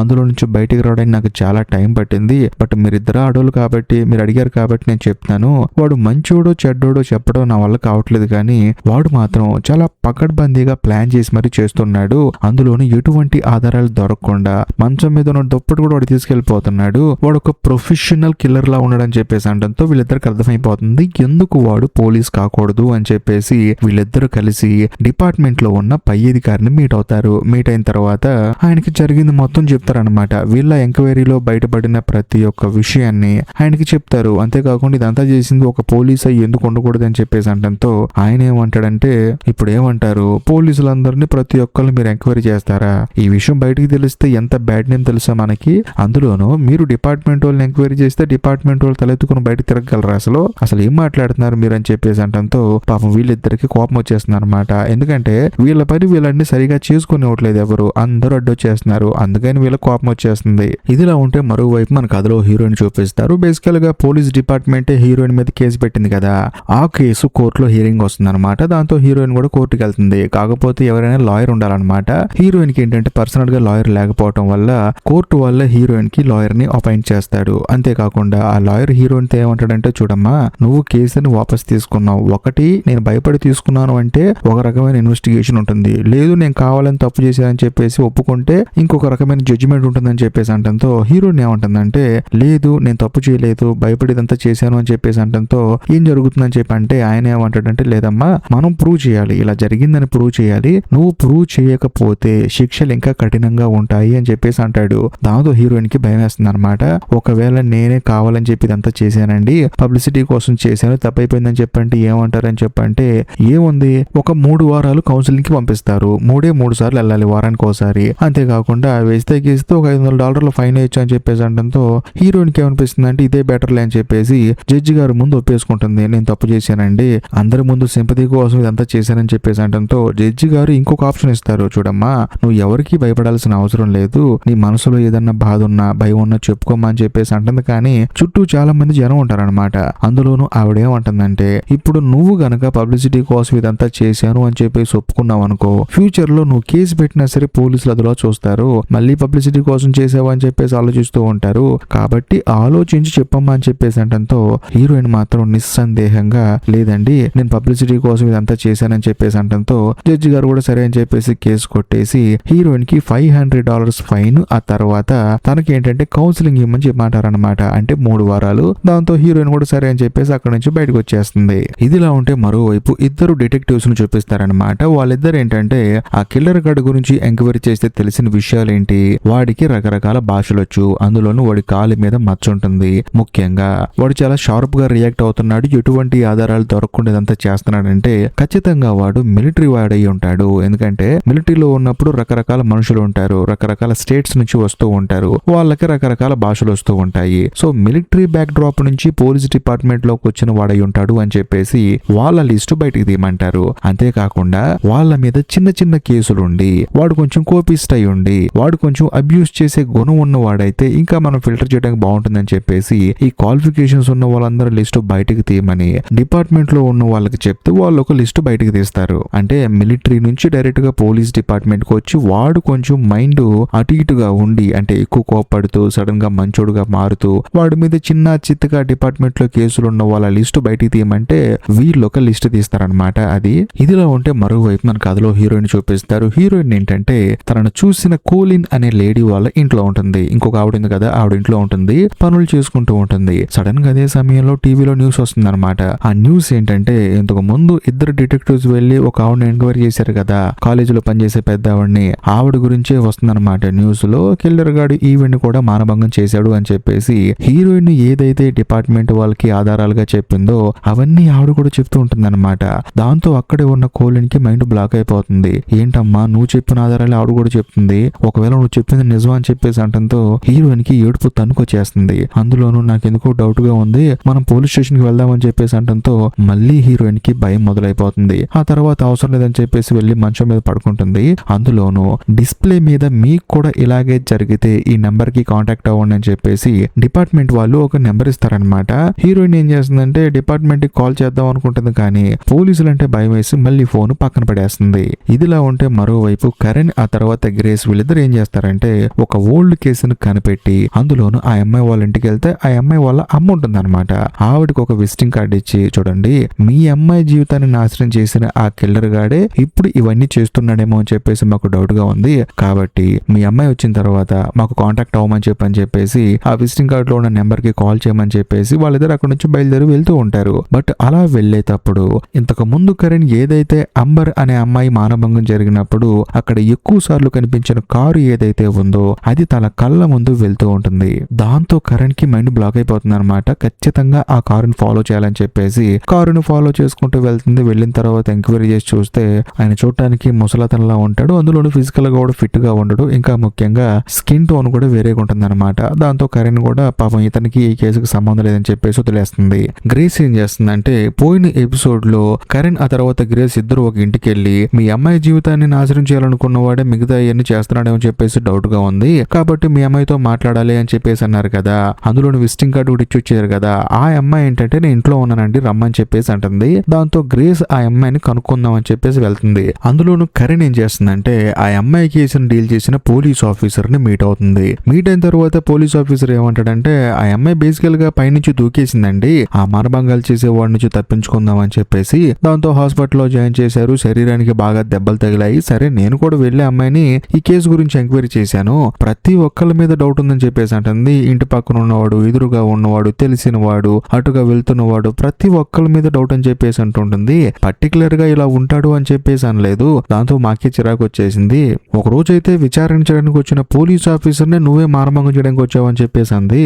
దాంతో మేము కూడా ఏంటంటే ఆమె చెప్పే మాటల్ని సీరియస్ గా తీసుకోవట్లేదని చెప్పేసి అంటాడు. ఇదిలా ఉంటే మరోవైపు గ్రేస్ అమ్మాయిని మీట్ అవుతుంది కదా, మీట్ అయిన తర్వాత తన స్టైల్లో తాను కూడా ఎంక్వైరీ చేస్తుంది. అందులోనూ ఆ అమ్మాయి పేరు లిల్లీ అనమాట. లిల్లీని ఎంక్వైరీ చేస్తున్నప్పుడు ఆ అమ్మాయి కూడా జరిగింది మొత్తం చెప్తుంది. అంతేకాకుండా పోలీసులు తనకి ఎటువంటి హెల్ప్ చేయలేదని, నేను అందుకనే ఒక చార్ట్ లో బొమ్మ గీసానని చెప్పేసి ఆ చార్ట్ ని గ్రేస్ కి ఇస్తుంది. దాంతో గ్రేస్ కూడా సరే అని చెప్పేసి చార్ట్ తీసుకొని ఆఫీస్కి వచ్చేస్తుంది. ఆ తర్వాత కరణ్ అడుగుతుంది అనమాట ఏంటిదని చెప్పేసి అడిగితే ఆ మానభంగాలు చేసేవాడి బొమ్మ గీసిందంటే అమ్మాయి అని చెప్పేసి అంటంతో అవునా అని చెప్పేసి వాళ్ళు కూడా ఆతృతగా ఓపెన్ చేసి చూస్తే అందులో కేవలం కళ్ళు మాత్రమే ఉంటాయి అనమాట. వాడేంటంటే మాస్క్ వేసుకుని ఇదంతా చేస్తున్నాడు కదా, అందుకని ఆ అమ్మాయి ఏంటంటే చూసింది మాత్రం బొమ్మగా గీస్తుంది. దాంతో వీళ్ళు ఏంటంటే నిరుత్సాహపడతారనమాట. వీళ్ళు ఏమనుకుంటారు ఆ అమ్మాయి మొహాన్ని గీసిందేమో అని చెప్పేసి అనుకుంటారు. కాకపోతే ఆ లిల్లీ అనే అమ్మాయి, బేసికల్ గా అమ్మాయి పేరు లిల్లీ, ఆ అమ్మాయి ఏంటంటే కళ్ళు మాత్రమే గీసింది. ఇదిలా ఉంటే మరోవైపు మన కథలో హీరోయిన్ చూపిస్తారు. తానేంటంటే పని చేసుకుందాం అని చెప్పేసి ఆఫీస్కి వస్తుంది. కరెక్ట్ గా అదే సమయంలో అక్కడికి సూపర్వైజర్ వచ్చేసి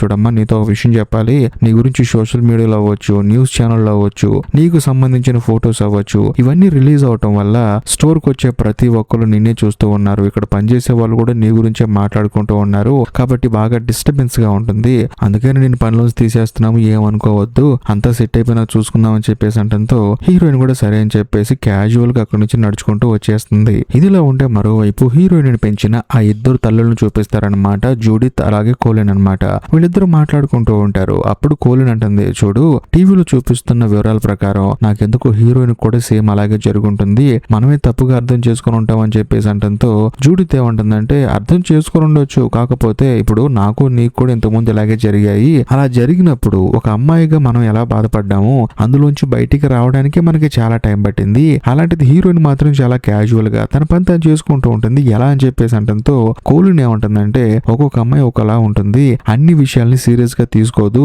తనకున్న మనస్తత్వాన్ని బట్టి తానేంటంటే అన్ని వదిలేసి తన పని తను చేసుకుంటూ ఉంటుంది, మరీ ముఖ్యంగా తనకి తల్లిదండ్రులు కూడా లేరు కదా, తన బాధ ఎవరికి చెప్పుకోలేదు తెలియదు కదా, అందుకని ఇలా బిహేవ్ చేస్తుందేమో అని చెప్పేసి అంటంతో జూడిత్ మాత్రం లేదు నాకెందుకో హీరోయిన్ మీద డౌట్ గా ఉందని చెప్పేసి అంటుంది. ఆ తర్వాత కోలిన్ కూడా సరే అని చెప్పేసి బయటకు వస్తుంది. బట్ బయటకు వచ్చిన తర్వాత కోలిన్ కి ఏంటంటే హీరోయిన్ మీద నమ్మకం ఉంటుందన్నమాట. మొత్తానికి తనకేదో అన్యాయం జరిగింది, తానే దాచిపెడుతుందని చెప్పేసి తనేం చేస్తుందంటే టీవీలో చూపించిన ఆ నెంబర్ కి ఫోన్ చేసి మీరు ఏదైతే సిమ్టమ్స్ చెప్పారో ముఖానికి మాస్క్ వేసుకొని ఆడవాళ్ళని బెదిరిస్తూ మానభంగం చేశాడు అని చెప్పేసి అన్నారు, అలాగే ఇక్కడ ఒక అమ్మాయికి జరిగిందని చెప్పేసి తాను ఫోన్ లో చెప్తుంది.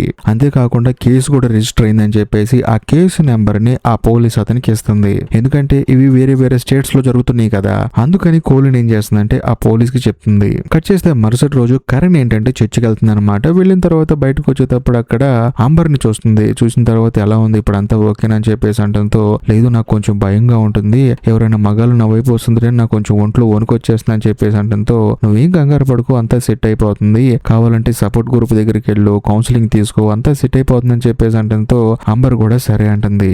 ఇదిలో ఉంటే మరోవైపు పోలీస్ ఆఫీసర్ చూపిస్తారనమాట. తనకేంటి ఇందాక కోలిన్ ఫోన్ చేసింది కదా, మీరు ఏదైతే టీవీలో చూపించారో అదే సిమ్టమ్స్ ఉన్న ఒక కేసు ఉందని చెప్పేసి ఆ కేసు నెంబర్ కూడా ఆ పోలీస్ కి ఇచ్చింది కదా, ఆయన ఏం చేస్తాడంటే హీరోయిన్ కేసు డీల్ చేసిన అతనికి కాల్ చేస్తాడు. కాల్ చేసి ఏంటండి ఇలాగ ఒక కేసు ఉందంట కదా, ఆ అమ్మాయి జీవితాన్ని నాశనం చేశాడట కదా, డీటెయిల్స్ ఇస్తారా అని చెప్పేసి అంటంతో హీరోయిన్ కేసు డీల్ చేసిన పోలీస్ ఏమంటాడంటే లేదంటే ఆ అమ్మాయి అబద్ధం చెప్పింది, ఆ అమ్మాయి ఫేమస్ అవడం కోసం ఇలా నాటకం ఆడిందని చెప్పేసి అంటంతో పాపం ఆ పోలీస్ డిసప్పాయింట్ అయిపోతాడు అనమాట. ఎందుకంటే ఆయన ఏంటంటే ఎలాగైనా సరే ఆ కిల్లర్ గాని పట్టుకోవాలని చెప్పేసి ఇంటెన్షన్ తో ఉన్నాడు. కాకపోతే ఇక్కడ పరిస్థితులు ఏంటంటే హీరోయిన్ అబద్ధం చెప్పిందని చెప్పేసి ఈ పోలీస్ ఆఫీసర్ చెప్తాడు. దాంతో ఆయన డిసప్పాయింట్ అయిపోతాడు. ఇదిలో ఉంటే మరోవైపు మన కథలో హీరోయిన్ వేరే చోట పనికి జాయిన్ అవుతుంది అనమాట. అక్కడ తన పని తను చేసుకున్నప్పుడు అక్కడ ఒకడు ఏంటంటే హీరోయిన్ ని భయపెడతాడు. దాంతో హీరోయిన్ భయపడిపోతుంది. అందులో నా వల్ల కాదు ఇక్కడి నుంచి వెళ్ళిపోతా అని చెప్పేసి అంటూ ఉంటుంది. వాడేమో లేదు లేదు నేను సరదాగా ప్రాంక్ చేశానని చెప్పేసి అంటూ ఉంటాడు. అయినా సరే హీరోయిన్ కి ఏంటంటే వాడి మొహం చూసినప్పుడల్లా భయం వేస్తుంది అనమాట. దాంతో చేసేది ఏం లేక హీరోయిన్ పని మానేసి ఇంటికి వెళ్ళిపోతుంది. వెళ్ళిపోయిన తర్వాత తన జీవితాన్ని తలుచుకొని బాధపడుతుంది. అంతేకాకుండా ఇంతకు ముందు తను సంతోషంగా ఉన్నప్పుడు తీసుకున్న ఫొటోస్ చూసి ఏంటో తన జీవితం ఇలా అయిపోయిందని చెప్పేసి ఆలోచించుకుంటూ ఉంటుంది. ఇదిలా ఉంటే మరోవైపు ఇద్దరు లేడీ డిటెక్టివ్స్ ని చూపిస్తారు, కరణ్ ని ఆ తర్వాత గ్రేస్ ని. వీళ్ళిద్దరు ఏంటి పోలీస్ డిపార్ట్మెంట్ లో ఎవరో చేసుంటారు. అందులోనే మిలిటరీ బ్యాక్ డ్రాప్ నుంచి వచ్చి పోలీస్ గా జాయిన్ అయిన వాళ్ళు చేసుంటారని చెప్పేసి డౌట్ పడ్డారు కదా. సో డిపార్ట్మెంట్ వాళ్ళు ఏం చేస్తారంటే ఈ కేసు అసలు తేలట్లేదని చెప్పేసి వీళ్ళిద్దరిని మీకు నచ్చిన పోలీస్ ని ఇన్వెస్టిగేట్ చేసుకోండి, సో ఆ పాయింట్ ఆఫ్ వ్యూ నుంచి ఇన్వెస్టిగేట్ చేయండి అని చెప్పేసి వాళ్ళు పర్మిషన్ ఇస్తారు. దాంతో వీళ్ళిద్దరు ఎంతగానో ఆనందపడతారు. అంతేకాకుండా ఈ కేసు మీద ఒక ఆఫీసర్ ని ఇన్వెస్టిగేట్ చేయాలి, కాకపోతే ఆయన చాలా దూరంలో ఉంటాడనమాట. ఇప్పుడు అక్కడికి ఎవరు వెళ్తారు అని చెప్పేసి ఆఫీసులు అడిగితే బేసికల్ గా అక్కడ ఏంటంటే ముక్కు మీద వేలేసుకుంటూ ఉంటారు అనమాట. వాళ్ళలో ఎవరో ఒకరిని సెలెక్ట్ చేస్తారు. దాంతో కరణ్ ఏంటంటే లాస్ట్ గా ముక్కు మీద వేలు వేసుకుంటుంది. ఇంకేముంది నువ్వే స్టార్ట్ చేయి ఇన్వెస్టిగేషన్ అని చెప్పేసి అంటంతో తాను కూడా ఎంతగానో ఆనందపడుతుంది. తాను అక్కడికి బయలుదేరి వెళ్తూ ఉంటుంది. ఇదిలా ఉంటే ఆఫీస్ లో ఉన్న గ్రేస్ ఏం చేస్తుందంటే కొత్తగా జాయిన్ అయిన కుర్రాడికి ఒక టాస్క్ ఇస్తుంది అనమాట. ఎక్కడెక్కడో అఘాయిత్యాలు జరుగుతూ ఉన్నాయి కదా, అంటే ఇప్పుడు ఒక చోట మానభంగం జరిగింది అనుకో, అలా ప్రతి రిజిస్టర్ అయిన కేసు దగ్గర ప్రతి రిజిస్టర్ అయిన కేసు చుట్టూ కొన్ని ఆధారాలు సేకరించాలి. అంటే ఇప్పుడు ఒక చోట జరిగింది అనుకోండి ఇన్సిడెంట్, దాని చుట్టూ చాలా సీసీ కెమెరాస్ ఉంటాయి కదా. ఒక గంట ముందు ఆ తర్వాత గంట తర్వాత దాకా అక్కడ సందేహంగా తిరిగే వెహికల్స్ లిస్ట్ కావాలని చెప్పేసి స్టేట్ లో జరిగిన ప్రతి ఒక్క ఇన్సిడెంట్స్ చుట్టూ ఎన్ని వెహికల్స్ రిజిస్టర్ అయ్యో మొత్తం చెక్ చేయమని చెప్పడంతో కొత్తగా జాయిన్ అయిన కుర్రాడు కూడా సరే అని చెప్పేసి ఆ టాస్క్ ని మొదలు పెడతాడు. ఇదిలో ఉంటే మరోవైపు కరెంట్ చూపిస్తారు. తానేంటంటే వేరే ఊరు వెళ్ళింది కదా, అక్కడ ఉన్న పోలీస్ స్టేషన్ కి వెళ్తే అక్కడ రిజిస్టర్ అయిన కేసులు చూస్తున్నప్పుడు తనకేంటంటే ఒక బుక్ చూపిస్తారు అక్కడ ఉన్న ఆఫీసరు. ఆ బుక్ ఏంటంటే అసలు ఎవరికి దొరకకుండా తప్పులు ఎలా చేయాలి అని చెప్పేసి, అందులోని ఈ బుక్ ఆన్లైన్ లో అమ్మరనమాట. డార్క్ వెబ్స్ ఉంటాయి కదా వాటిల్లో అమ్ముతారని. ఈ బుక్ ను గనక పర్ఫెక్ట్ గా ఒకడు చదివితే మాత్రం ఎవరికి దొరకకుండా తప్పులు చేసేంత నాలెడ్జ్ వస్తుందని చెప్పంటే కరెంట్ కి మైండ్ బ్లాక్ అయిపోతుంది. ఏంటండి దారుణం, ఇలాంటి పుస్తకాలు కూడా అమ్ముతారా అని చెప్పేసి. అందులో అక్కడ ఉన్న పోలీస్ ఆఫీసర్ ఏమంటాడంటే ఏం చేస్తావండి,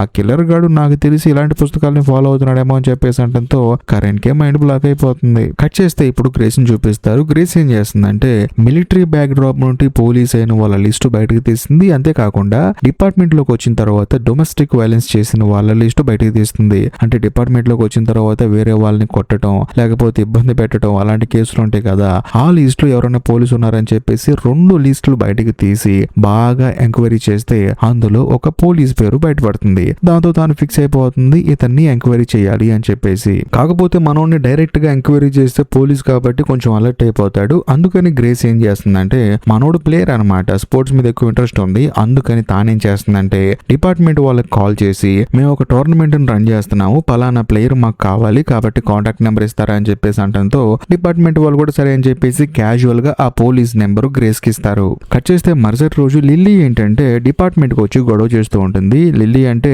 ఇంతకు ముందు ఆ కిల్లర్ గారి నుంచి తప్పించుకొని పైనుంచి దూకింది కదా ఆ అమ్మాయి అనమాట. ఆ అమ్మాయి ఏంటంటే ఇద్దరు డిటెక్టివ్స్ ని కలవాలని చెప్పేసి కింద గొడవ చేస్తూ ఉంటుంది. దాంతో వీళ్ళిద్దరు చూసి ఆ అమ్మాయిని పైకి పంపించింది అని చెప్పేసి అంటారు. ఆ అమ్మాయి కూడా పైకి వచ్చిన తర్వాత ఇద్దరితో గొడవ పడుతుంది అనమాట. మీరేంటండి ఆ కిల్లర్ గాడి వల్ల ఎవరెవరైతే బాధపడ్డారో వాళ్ళందరూ లిస్ట్ రిలీజ్ చేశారు మీరు, అందులో నా పేరు లేదేంటి అని చెప్పేసి ఆ అమ్మాయి బాధపడుతూ ఉంటుంది. దాంతో వాళ్ళు కూడా అమ్మాయికి సర్ది చెప్పి పంపించేస్తారు. ఆ తర్వాత గ్రేస్ ఏం చేస్తుందంటే తను ఏదైతే పోలీస్ ఆఫీసర్ ని సెలెక్ట్ చేసిందో అతనికి కాల్ చేసి టోర్నమెంట్ గురించి మీతో మాట్లాడాలి అని చెప్పేసి తనని ఒక చోటకు రమ్మంటుంది. దాంతో తాను కూడా సరే అంటాడు. ఇదిలా ఉంటే మరోవైపు మన కథలో హీరోయిన్ చూపిస్తారు. హీరోయిన్ ఏం చేస్తుందంటే జూడిత్ దగ్గరికి వెళ్తుంది. వెళ్ళిన తర్వాత తనకు ఒక $500 కావాలని చెప్పేసి అంటంతో ఆవిడేమంటుందంటే ఎందుకు ఇవ్వాలి ఏంటని చెప్పేసి అంటూ ఉంటుంది. కాకపోతే హీరోయిన్ మాత్రం చెప్పడానికి బాధపడుతూ ఉంటుంది. అదే సమయంలో ఆవిడేమంటుందంటే కోర్టుకి వెళ్ళి మరీ ఒప్పుకున్నావంట కదా నేను కావాలని చేసిన ఇదంతా అని చెప్పేసి, ఎందుకు ఈ తప్పు చేసావు అని చెప్పేసి అంటంతో హీరోయిన్ కూడా జరిగింది చెప్తుంది. అలా ఒప్పుకున్నందుకే నాకు $500 ఫైన్ వేశారు. అంతేకాకుండా ఈ $500 కట్టకపోతే కనుక వారానికి ఒకసారి కౌన్సిలింగ్ కి వెళ్ళాలంట, అందుకని $500 కట్టేస్తానని చెప్పేసి అంటంతో జూడిత్ ఏమంటుందంటే డబ్బులు కట్టొద్దులే కానీ వారానికి ఒకసారి కౌన్సిలింగ్ కి వెళ్ళి సెట్ అయిపోతుందని చెప్పేసి అంటంతో హీరోయిన్ బాధపడుతూ ఉంటుంది. ఇదిలా ఉంటే మరోవైపు గ్రేస్ ని చూపిస్తారు. గ్రేస్ ఏంటంటే ఆ పోలీస్ ఆఫీసర్ ని ఒక బార్ లో మీట్ అవుతుంది. కాకపోతే గ్రేస్ ఏమనుకుంటుంది వాడికేం తెలియదు అని చెప్పేసి అనుకొని స్పోర్ట్స్ గురించి మాట్లాడుతూ ఉంటుంది. కానీ ఆ పోలీస్ మాత్రం నువ్వు ఎందుకు పిలిచావు, నువ్వు ఎందుకు ఫోన్ చేసిన నెంబర్ వేరే వాళ్ళ దగ్గర తీసుకున్నావు, మరీ ముఖ్యంగా నువ్వు ఇక్కడికి ఎందుకు వచ్చావు నాకు తెలుసు, నీకు కావాల్సింది నా DNA, అదేదో నాకు డైరెక్ట్ గా చెప్పొచ్చు రావచ్చు కదా, ఎలాంటి దారులు రావడం ఎందుకని చెప్పేసి వాడి కోపం వచ్చేసి గ్రేస్ మొహం మీద ఉమ్మేసి ఆ ఉమ్ములో డిఎన్ఏ ఉంటుంది టెస్ట్ చేసుకో అని చెప్పేసి కోపంగా అక్కడి నుంచి వెళ్ళిపోతాడు. అయినా సరే గ్రేస్ మాత్రం కోపడకుండా ఆ ఉమ్ము తీసుకుని జాగ్రత్తగా దాచిపెడుతుంది. ఎందుకంటే తనకున్న మెయిన్ టార్గెట్ ఎలాగైనా సరే మానభంగాలు చేస్తున్న ఆ సైకో గాడిని పట్టుకోవాలని చెప్పేసి. ఇదిలా ఉంటే మరోవైపు మన కథలో హీరోయిన్ చూపిస్తారు. హీరోయిన్ కి తన బాయ్ ఫ్రెండ్ చెప్పాడు కదా డ్రైవింగ్ నేర్చుకో బాగుంటుంది అని చెప్పేసి. దాంతో తను డ్రైవింగ్ నేర్చుకుంటూ ఉంటుంది. కాకపోతే రోడ్డు మీద సడన్ గా ఎవడో అడ్డు రావటం వల్ల తాను ఏంటంటే సరిగా హ్యాండిల్ చేయలేకపోతుంది. దాంతో తనకేంటంటే డ్రైవింగ్ లైసెన్స్ కూడా క్యాన్సిల్ అయిపోతుంది. ఆ తర్వాత హీరోయిన్ కి ఏంటంటే ఒంటరిగా ఉంటే భయం వేస్తుంది. మరోపక్క ఎవరైనా కలిస్తే ఏమన్నా చేస్తారని చెప్పేసి అది ఇంకా భయంగా మారుతుంది. ఆ తర్వాత సర్లే అని చెప్పేసి ఒక సూపర్ మార్కెట్ కి వెళ్ళి అక్కడ బీర్ కొనుక్కుందామంటే తనకు వయసు సరిపోలేదని చెప్పేసి వాళ్ళేమో బీర్ అమ్మరు. సో దాంతో హీరోయిన్ బయట నుంచొని షాప్ లోపలికి వెళ్లే వాళ్ళకి సార్ నా దగ్గర డబ్బులు ఉన్నాయండి కొంచెం బీర్ కొనిస్తారా అని చెప్పేసి అంటంతో అక్కడికి వచ్చిన వాళ్ళు కూడా ఏంటంటే హీరోయిన్ తో ఎటకారం చేస్తూ ఉంటారు. కాకపోతే అతనితో పాటు వచ్చిన ఒక అమ్మాయి మాత్రం ఆ అమ్మాయి ఏం అడిగింది, నీ ఆస్తి అడిగిందా, డబ్బులు ఇచ్చి లోపల బీర్ కొనమంది కొనొచ్చు కదా అని చెప్పేసి అంటంతో ఆ కుర్రాడు కూడా సరే అని చెప్పేసి బీర్ కొంటాడు. అంతేకాకుండా హీరోయిన్ కూడా వాళ్ళతో పాటు బీర్ తక్కుంటూ సరదాగా వాళ్ళ కారులో తిరుగుతుంది. కట్ చేస్తే మరోవైపు గ్రేస్ ని చూపిస్తారు. తానేం చేస్తుందంటే ఆ పోలీసు గాడు మొహం మీద ఉమ్మేశాడు కదా ఆ ఉమ్మును తీసుకొచ్చి ఆఫీస్ లో ఉన్న అతనికి ఇచ్చి దీన్ని డిఎన్ఏ టెస్ట్ చేయండి, అంతేకాకుండా మనకి ఇంతకు ముందు 7 స్కిన్ సెల్స్ దొరికాయి కదా వాటితో కంపేర్ చేసి చూడండి, ఒకవేళ 2 మ్యాచ్ అయితే మాత్రం ఖచ్చితంగా వీడి సంగతి చూద్దామని చెప్పేసి అంటుంది. కట్ చేస్తే మరుసటి రోజు డిపార్ట్మెంట్ లో ఉన్న ప్రతి ఒక్క పోలీస్ ఆఫీసర్ కూర్చొని మీటింగ్ చేస్తారనమాట.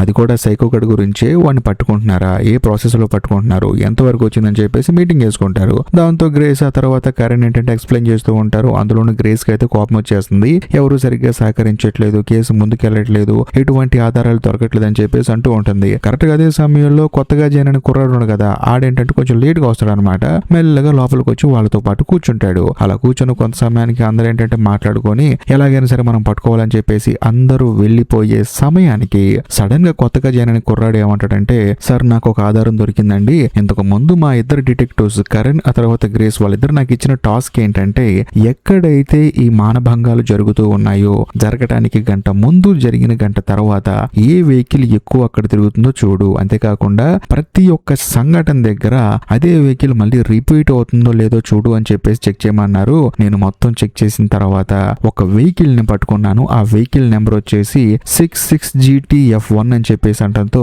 అందరూ హడావుడిగా నోట్ చేసుకుంటారు. అంతేకాకుండా ఆ వెహికల్ ఓనర్ ఎవరో కనిపెట్టనని చెప్పేసి ఒక నిర్ణయం తీసుకుంటారు. దాంతో కొత్తగా జనాన్ని కుర్రాడు ఏమంటాడంటే ఆ పని కూడా చేసేసానండి, ఆ ఓనర్ ఎవరు, అడ్రస్ ఎక్కడుంది మొత్తం తెలుసుకున్నానని చెప్పేసి అంటంతో డిపార్ట్మెంట్ లో ఉన్న వాళ్ళందరూ మనల్ని అప్రిషియేట్ చేస్తూ ఉంటారు. ఇదిలా ఉంటే మరోవైపు మన కథలో హీరోయిన్ చూపిస్తారు. తానేంటంటే తన ఫ్రెండ్స్ తో కలిసి ప్రశాంతంగా తాగి రూమ్ కి వస్తుంది. బట్ అక్కడికి వచ్చి చూస్తే అక్కడ కౌన్సిలర్ ఉంటుంది. చూడమ్మా ఇలా తాగి వచ్చే వాళ్ళు ఇక్కడ ప్లేస్ లేదు కాబట్టి దయచేసి ఇక్కడ నుంచి వెళ్ళిపో అని చెప్పేసి అంటంతో హీరోయిన్ బట్టలు చెదరేసుకొని డైరెక్ట్ గా జూడిత్ దగ్గరకు వస్తుంది అనమాట. వచ్చిన తర్వాత తానేమంటుందంటే నేను ఒక 2 పిల్లల్ని దత్తత తీసుకొని పెంచుతున్నాను, ఒక రూమ్ ఖాళీగా ఉంది, కావాలంటే ఆ రూమ్ తీసుకొని ప్రశాంతంగా ఉండు, ఎటువంటి ఇబ్బంది పెట్టమాకని చెప్పేసి అంటంతో హీరోయిన్ కూడా సరే అంటుంది. ఇదిలా ఉంటే మరోవైపు కరణ్ ఆ తర్వాత గ్రేస్ వాళ్ళిద్దరు ఏం చేస్తారంటే వాళ్ళకి ఆ వెహికల్ నెంబర్ దొరికింది కదా ఆ అడ్రస్ కి వెళ్ళి వాడిని అబ్జర్వ్ చేస్తూ ఉంటారు. ఎందుకంటే ఆధారాలు లేకుండా ఎవరి దగ్గరికి వెళ్ళి సోదాలు చేయకూడదు, అంతేకాకుండా వాళ్ళని అస్సలు డిస్టర్బ్ చేయకూడదు. వీళ్ళు ఏంటంటే ఆధారాల కోసం వాడి వెనకాల తిరుగుతూ ఉంటారు. అంతేకాకుండా వాడు బయటకు వెళ్తాం, లోపలికి వస్తే ఇంటి బయట వెయిట్ చేయడం అది కూడా వాళ్ళకి తెలియకుండా ఫాలో చేస్తూ ఉంటారు. ఒక రోజు అయితే వాడు ఒక రెస్టారెంట్ కి వెళ్తాడు అనమాట. వీళ్ళు కూడా వాడితో పాటు రెస్టారెంట్ కి వెళ్తారు. వెళ్ళిన తర్వాత వాడికి తెలియకుండా దూరంగా కూర్చుంటారు. వాడేంటంటే అక్కడ ఒక అమ్మాయితో మాట్లాడుతూ ఉంటాడు. అంతేకాకుండా కాఫీ తాగుతాడు. తాగేసి అక్కడి నుంచి వెళ్ళిపోయేటప్పుడు సడన్ గా కరణ్ పరిగెత్తుకుంటూ వెళ్లి వాడి తాగిన కప్పును తీసుకుంటుంది. ఎందుకంటే అందులో డిఎన్ఏ ఉంటుంది కాబట్టి. ఇదిలో ఉంటే ఇంకో వైపు గ్రేస్ ఏం చేస్తుందంటే ఆ కారు ఓనర్ ఎవరైతే ఉంటారో ఆ అడ్రస్ ఎక్కడైతే ఉందో డైరెక్ట్ గా వాళ్ళ దగ్గరికి వెళ్లి డోర్ కొడుతుంది. అంతేకాకుండా ఇంతకు ముందు లిల్లీ ఇచ్చింది కదా ఒక డ్రాయింగ్, దాన్ని ప్రింట్ వేసుకొని ఇతను మీరు ఎక్కడైనా చూసారని చెప్పేసి అడుగుదాం అని చెప్పేసి వెళ్తుంది. వెళ్లి చూస్తే లోపల వేరే వాడు ఉంటాడు. సో బేసికల్ గా ఇంతకు ముందు కరణ్ ఏంటి తమ్ముడిని ఫాలో చేసింది, ఇప్పుడు ఇంట్లో ఉన్నవాడు అన్నమాట. సో వాడు బయటకు వచ్చేసి ఏమోనండి తెలియదు నేను చూడలేదని చెప్పేసి అంటంతో గ్రేస్ కి మైండ్ బ్లాక్ అయిపోతుంది. ఇప్పుడు దాకా మనం ఒకడే ఉన్నాం అనుకున్నాము, కాకపోతే ఇంట్లో 2 ఉన్నారు అన్న తమ్ముళ్ళు అని చెప్పేసి ఆవిడ షాక్ అయిపోయి అక్కడి నుంచి వచ్చేస్తుంది. డిటెక్టివ్ గ్రేస్ ని చూపిస్తారు. తానేంటంటే ఇంట్లో ఆ కిల్లర్ గాడు ఉంటాడు అని చెప్పేసి వెళ్ళింది కదా, వెళ్ళి చూస్తే ఇంకొకడు ఉన్నాడు, అందులోనూ వాడు అన్నయ్య ఉన్నాడు కదా, వాడిని చూసి తను స్టన్ అయిపోయి కారులో రిటర్న్ వెళ్ళిపోయేటప్పుడు కరణ్ కి కాల్ చేస్తుంది. కాల్ చేసి మనం అనుకున్న తప్పు, లోపల వాళ్ళ అన్నయ్య గడు ఉన్నాడు, వాడు చూడటానికి రౌడీలో ఉన్నాడు, అందులోనూ వాడు అండర్ కవర్ ఆపరేషన్ లో రౌడీలతో పాటు కలిసి 10 సంవత్సరాలు పనిచేశాడు. నాకు తెలిసినంత వరకు ఇదంతా వాడే చేస్తున్నాడని చెప్పేసి డౌట్ గా ఉంది. ఖచ్చితంగా వాడే చేసుంటాడని చెప్పేసి అంటంతో కరణ్ కి మైండ్ బ్లాక్ అయిపోతుంది అనమాట. వీళ్ళు ఏంటంటే తమ్ముడి దగ్గర ఉన్న DNA తీసుకున్నారు, కాకపోతే వాళ్ళ అన్నయ్యది లేదు అందులోను. ఆ తర్వాత ఇద్దరు డిటెక్టివ్లు ఆఫీస్ లో మీట్ అవుతారు. అంతేకాకుండా ముందు కప్పు మీద ఉన్న ఆ DNA మ్యాచ్ అవుతుందో లేదో చూద్దామని చెప్పేసి టెస్ట్ కి పంపిస్తారు. ఒకవేళ మ్యాచ్ అయితే ఖచ్చితంగా అదే కుటుంబం. అంతేకాకుండా ఇద్దరిలో ఎవరు తప్పు చేశారో చూసుకోవచ్చు అని చెప్పేసి ఆ అన్నదమ్ముల గురించి వీళ్ళిద్దరూ మాట్లాడుకుంటూ ఉంటారు. అంతేకాకుండా డిపార్ట్మెంట్ మొత్తం ఏం చేస్తారంటే ఆ ఇద్దరు అన్నదమ్ముల మీద ఒక కన్నేసి ఉంచుతారు. మరీ ముఖ్యంగా తమ్ముడు వాళ్ళ గర్ల్ ఫ్రెండ్ ని మీట్ అవడానికి ఒక రెస్టారెంట్ కి వెళ్ళాడు కదా, ఆ అమ్మాయి అడ్రస్ కూడా కనుక్కొని ఆ అమ్మాయిని కూడా పోలీసులు అబ్జర్వ్ చేస్తూ ఉంటారు. ఇదిలా ఉంటే మరోవైపు మన కథలో హీరోయిన్ చూపిస్తారు. హీరోయిన్ కి ఆల్రెడీ కోర్టు చెప్పింది కదా కౌన్సిలింగ్ కి వెళ్ళాలని చెప్పేసి. దాంతో హీరోయిన్ కూడా కౌన్సిలింగ్ కి అటెండ్ అవుతుంది. అయిన తర్వాత తానేంటంటే ఆవిడ చెప్పేది వింటూ ఉండాలన్నమాట. అందుకని తాను కూడా ఒక గంట సేపు ఏం మాట్లాడకుండా అలా సైలెంట్ గా కూర్చొని వింటూ ఉంటుంది. అందులో ఆవిడ కూడా చెప్తూ ఉంటుంది. కట్ చేస్తే మరోవైపు ఇద్దరు అన్నదమ్ముల్ని పోలీసులు ఫాలో చేస్తూ ఉంటారు. వాళ్ళు ఎక్కడికి వెళ్తున్నారు, ఏం చేస్తున్నారు మొత్తం అబ్జర్వ్ చేస్తూ ఉంటారు. అందులోను మరోవైపు గ్రేస్ ఏం చేస్తుందంటే ఒక పై అధికారిని అడుగుతుంది అనమాట, ఇప్పటికైనా సెర్చ్ వారెంట్ వస్తుందా, ఆ అన్నదమ్ములు ఇల్లు మొత్తం సెర్చ్ చేయాలి, ఎందుకంటే ఖచ్చితంగా ఇంట్లో ఏదో ఒక ఆధారం దొరుకుతుందని చెప్పేసి అంటంతో పక్కనే ఉన్న ఆఫీసర్ ఏమంటాడంటే ఇప్పుడు DNA ల్యాబ్ పంపించారు కదా, టెస్ట్ చేసి ఆ 7 స్కిన్ సెల్స్ తో గనక మ్యాచ్ అయితే మాత్రం ఖచ్చితంగా వారెంట్ వస్తుంది, సెర్చ్ వారెంట్ తీసుకొని ప్రశాంతంగా ఇంట్లోకి వెళ్ళిపోయి మొత్తం సెర్చ్ చేయొచ్చు అని చెప్పేసి అంటంతో గ్రేస్ కూడా మ్యాచ్ అవ్వాలని చెప్పేసి కోరుకుంటుంది. ఇదిలో ఉంటే మరోవైపు కొత్తగా చేరిన కుర్రాడు ఏంటంటే ఒక ఎక్స్ట్రాడినరీ ప్లాన్ వేసి వాళ్ళిద్దరిలో ఎవరు తప్పు చేసి ఉంటారని చెప్పేసి మనోడు గెస్సింగ్ వస్తాడు. అదేంటంటే ఇద్దరి సోషల్ మీడియా పోస్టులన్నిటిని చూసి ఏ టైంకి పోస్ట్ చేశారు, ఏ టైంలో మానభంగాలు జరిగాయి, ఆ మానభంగం జరిగిన టైంలో పోస్టులు చేస్తే ఖచ్చితంగా వాడు ఈ మానభంగాలు చేసినట్లు కాదు కదా, అందుకని బాగా అనాలిసిస్ చేసి తమ్ముడు మీద పెద్దగా డౌట్ లేదండి, వాడు ఎప్పుడు చూసినా సోషల్ మీడియాలోనే ఉంటూ ఉన్నాడు, అలాంటి వాడు టైం తీసుకొని మానభంగాలు చేసేంత టైం ఉండదు వాడికి, వాళ్ళ అన్నయ్య మాత్రం చాలా తక్కువగా సోషల్ మీడియాలో ఉంటున్నాడు అని చెప్పేసి వాడి గురించి చెప్తారనమాట. కాకపోతే ఒకసారి ఏంటంటే మానభంగం జరిగిన వెంటనే వాడేంటంటే డ్రైవింగ్ లైసెన్స్ కోసం వెళ్ళాడనమాట. అక్కడ కరణ్ కి డౌట్ వచ్చేస్తుంది. వీడు మానభంగం కంప్లీట్ చేసిన తర్వాత హ్యాపీగా ఒక అమ్మాయి జీవితాన్ని నాశనం చేశానని చెప్పేసి వీడు ఎంజాయ్ చేస్తూ ఉంటాడు. అలాంటప్పుడు డ్రైవింగ్ లైసెన్స్ పని మీద వెళ్లాల్సిన అవసరం ఏమొచ్చిందని చెప్పేసి కరణ్ కి ఏం అర్థం కాదు. ఆ తర్వాత అక్కడ ఉన్న వాళ్ళు ఏంటంటే వాళ్ళ ఒపీనియన్లు చెప్తూ ఉంటారు. అప్పుడు కరణ్ కి ఒక విషయం స్ట్రైక్ అవుతుంది. బేసికల్ గా అక్కడ తుపాకీ కొనాలంటే డ్రైవింగ్ లైసెన్స్ ఉండాలి, అది ఉంటేనే తుపాకీలు అమ్ముతారు. సో వాడు తుపాకీ కొనుక్కొని ఎవరెవరు అమ్మాయిలందరినీ టార్గెట్ చేసి వెళ్తాడు, వాళ్ళందరినీ ఆ గన్ను చూపించి వాడు బెదిరిస్తూ ఉంటాడని చెప్పేసి కరణ్ కి పూర్తిగా అర్థమైపోతుంది. అంతేకాకుండా ఆ పాయింట్ ఆఫ్ వ్యూలో కూడా వాడి గురించి ఇన్వెస్టిగేట్ చేస్తూ ఉంటారు. మరోవైపు ఆ అన్నదమ్ముల్లో తమ్ముడిని మాత్రం అబ్జర్వ్ చేస్తుంటే వాడు మాత్రం ప్రశాంతంగా పిజ్జా కొనుక్కొని రోడ్ల మీద తిరుగుతూ ఉండటం, వాడి పని వాడు చేసుకుంటూ ఉంటాడు. మరో పక్క కరణ్ అలాగే గ్రేస్ ఏంటంటే వాళ్ళ పనులు వాళ్ళు చేసుకుంటూ ఉంటారు. కట్ చేస్తే మరుసటి రోజు మన కథలో హీరోయిన్ చూపిస్తారు. హీరోయిన్ మళ్ళీ కౌన్సిలింగ్ కి వెళ్తుంది. వెళ్ళిన తర్వాత ఆవిడ కూడా చాలా సేపు మాట్లాడుతుంది. మరోవైపు మన కథలో హీరోయిన్ కూడా సైలెంట్ గా కూర్చొని వింటూ ఉంటుంది. అప్పుడు ఆవిడ అడుగుతుంది అనమాట, నేనేం చేసావు అని చెప్పేసి అంటంతో నేను ఒక జాంబీ సినిమా చూశాను అని చెప్పేసి అంటుంది. ఆవిడేమంటుందంటే జాంబియా అంటే ఏంటి అని చెప్పి అడిగితే ఒక వైరస్ ఉంటుంది, అది అటాక్ అయిన వాళ్ళకి ఏంటంటే కేవలం ఆకలి మాత్రమే ఉంటుంది, వాళ్ళు మనుషులు మాత్రమే తింటూ ఉంటారు, అలా తింటూనే ఉంటారు, పాపం వాళ్ళకు కూడా ఆ విషయం తెలియదు, కానీ ఆ వైరస్ ఎవరికైతే అటాక్ అవ్వకుండా ఉంటుందో వాళ్ళు మాత్రం ఈ జాంబీస్ నుంచి తప్పించుకొని పారిపోతూ ఉంటారు అని చెప్పేసి అంటంతో ఆవిడకు కూడా ఇంట్రెస్టింగ్ గా అనిపించి మరి వీళ్ళు బతుకుతారా అని చెప్పేసి అడుగుతుంది. దాంతో హీరోయిన్ ఏమంటుందంటే ఏముంటుంది, చుట్టూ ఉన్న వాళ్ళ గురించి భయపడుతూ ఉంటారు, వాళ్ళకి ఆ వైరస్ వచ్చిందా లేదని చెప్పేసి ఆలోచిస్తూ ఉంటారు, వీళ్ళు తప్పించుకునే ప్రాసెస్ లో వీళ్ళ పక్కన వాళ్ళు కూడా బుక్ చేసి వాళ్ళు తప్పించుకుంటూ ఉంటారని చెప్పేసి అంటంతో ఆవిడ కూడా అవునా అని చెప్పేసి అంటుంది. ఆ తర్వాత ఆవిడ ఏమంటుందంటే నీ కౌన్సిలింగ్ అయిపోయింది, ఇంకా 8 నిమిషాలు మాత్రమే ఉంది, నువ్వు కావాలంటే కౌన్సిలింగ్ అయిపోయిందని చెప్పేసి నేను సంతకం పెట్టేస్తాను, ఒకవేళ నువ్వు ఏదైనా నాతో మాట్లాడాలనుకుంటే మాట్లాడు అని చెప్పి అంటంతో హీరోయిన్ ఏమంటుందంటే నేను వచ్చిన దగ్గర నుంచి చూస్తున్నాను మీరు వేరే క్వశ్చన్లు అడుగుతున్నారు కానీ నువ్వు ఎందుకు అబద్ధం చెప్పావు, అసలు నువ్వు నిజం చెప్పావు అబద్ధం చెప్పావు అని చెప్పేసి ఈ కేసు గురించి ఎందుకు అడగట్లేదని చెప్పేసి అంటంతో ఏముంది ఇందులో అబద్ధం చెప్పడానికి ఏముంది, నాకు తెలిసినంత వరకు నువ్వు అబద్ధమే చెప్పుంటావు, నీకు అన్యాయం జరిగి ఉంటుంది, కాకపోతే నువ్వు భయపడి ఉంటావు తల్లిదండ్రులు ఏందను అని చెప్పేసి అంటంతో హీరోయిన్ కి ఏంటంటే ఆవిడ చెప్పిన మాటలు ఆవిడ మీద ఉన్న నమ్మకాన్ని పెంచుతాయి, అంతేకాకుండా తనకు కొంచెం ధైర్యం వస్తుంది, ఈవిడ కొంచెం మంచి ఆవిడ ఉంది అని చెప్పేసి. ఇదిలా ఉంటే మరోవైపు పోలీస్ స్టేషన్ చూపిస్తారు. అక్కడ ఏంటంటే ఆ DNA మ్యాచ్ అవుతుంది. ఇంకేముంది వెళ్ళి వాళ్ళని అరెస్ట్ చేద్దామని చెప్పేసి వీళ్ళు ఏంటంటే సెర్చ్ వారెంట్ తీసుకుంటూ ఉంటారు. ఆ తర్వాత బయలుదేరి వెళ్ళేటప్పుడు కరణ్ ఏం చేస్తుందంటే గ్రేస్ని కూడా రమ్మంటుంది. కాకపోతే గ్రేస్ ఏమంటుందంటే నువ్వు వెళ్ళు, నాకు వేరే పని ఉందని చెప్పేసి అంటంతో కరణ్ కి ఏం అర్థం కాదనమాట. మన ఇద్దరం కలిసి ఈ కేసు చూస్తున్నాం కదా, ఎందుకు రావని చెప్పేసి అంటంతో లేదు లేదు నాకు పని ఉందని చెప్పేసి అంటంతో కరణ్ కూడా సరే అని చెప్పేసి అక్కడి నుంచి వాడి ఇంటికి వెళ్తుంది. వెళ్ళేటప్పుడు కొంతమంది పోలీసులు తీసుకొని వెళ్తుంది. అలా వెళ్ళిన తర్వాత డోర్ కొడుతుంది. కరెక్ట్ గా అదే సమయంలో వాళ్ళ అన్నయ్య బయటకు వస్తాడనమాట.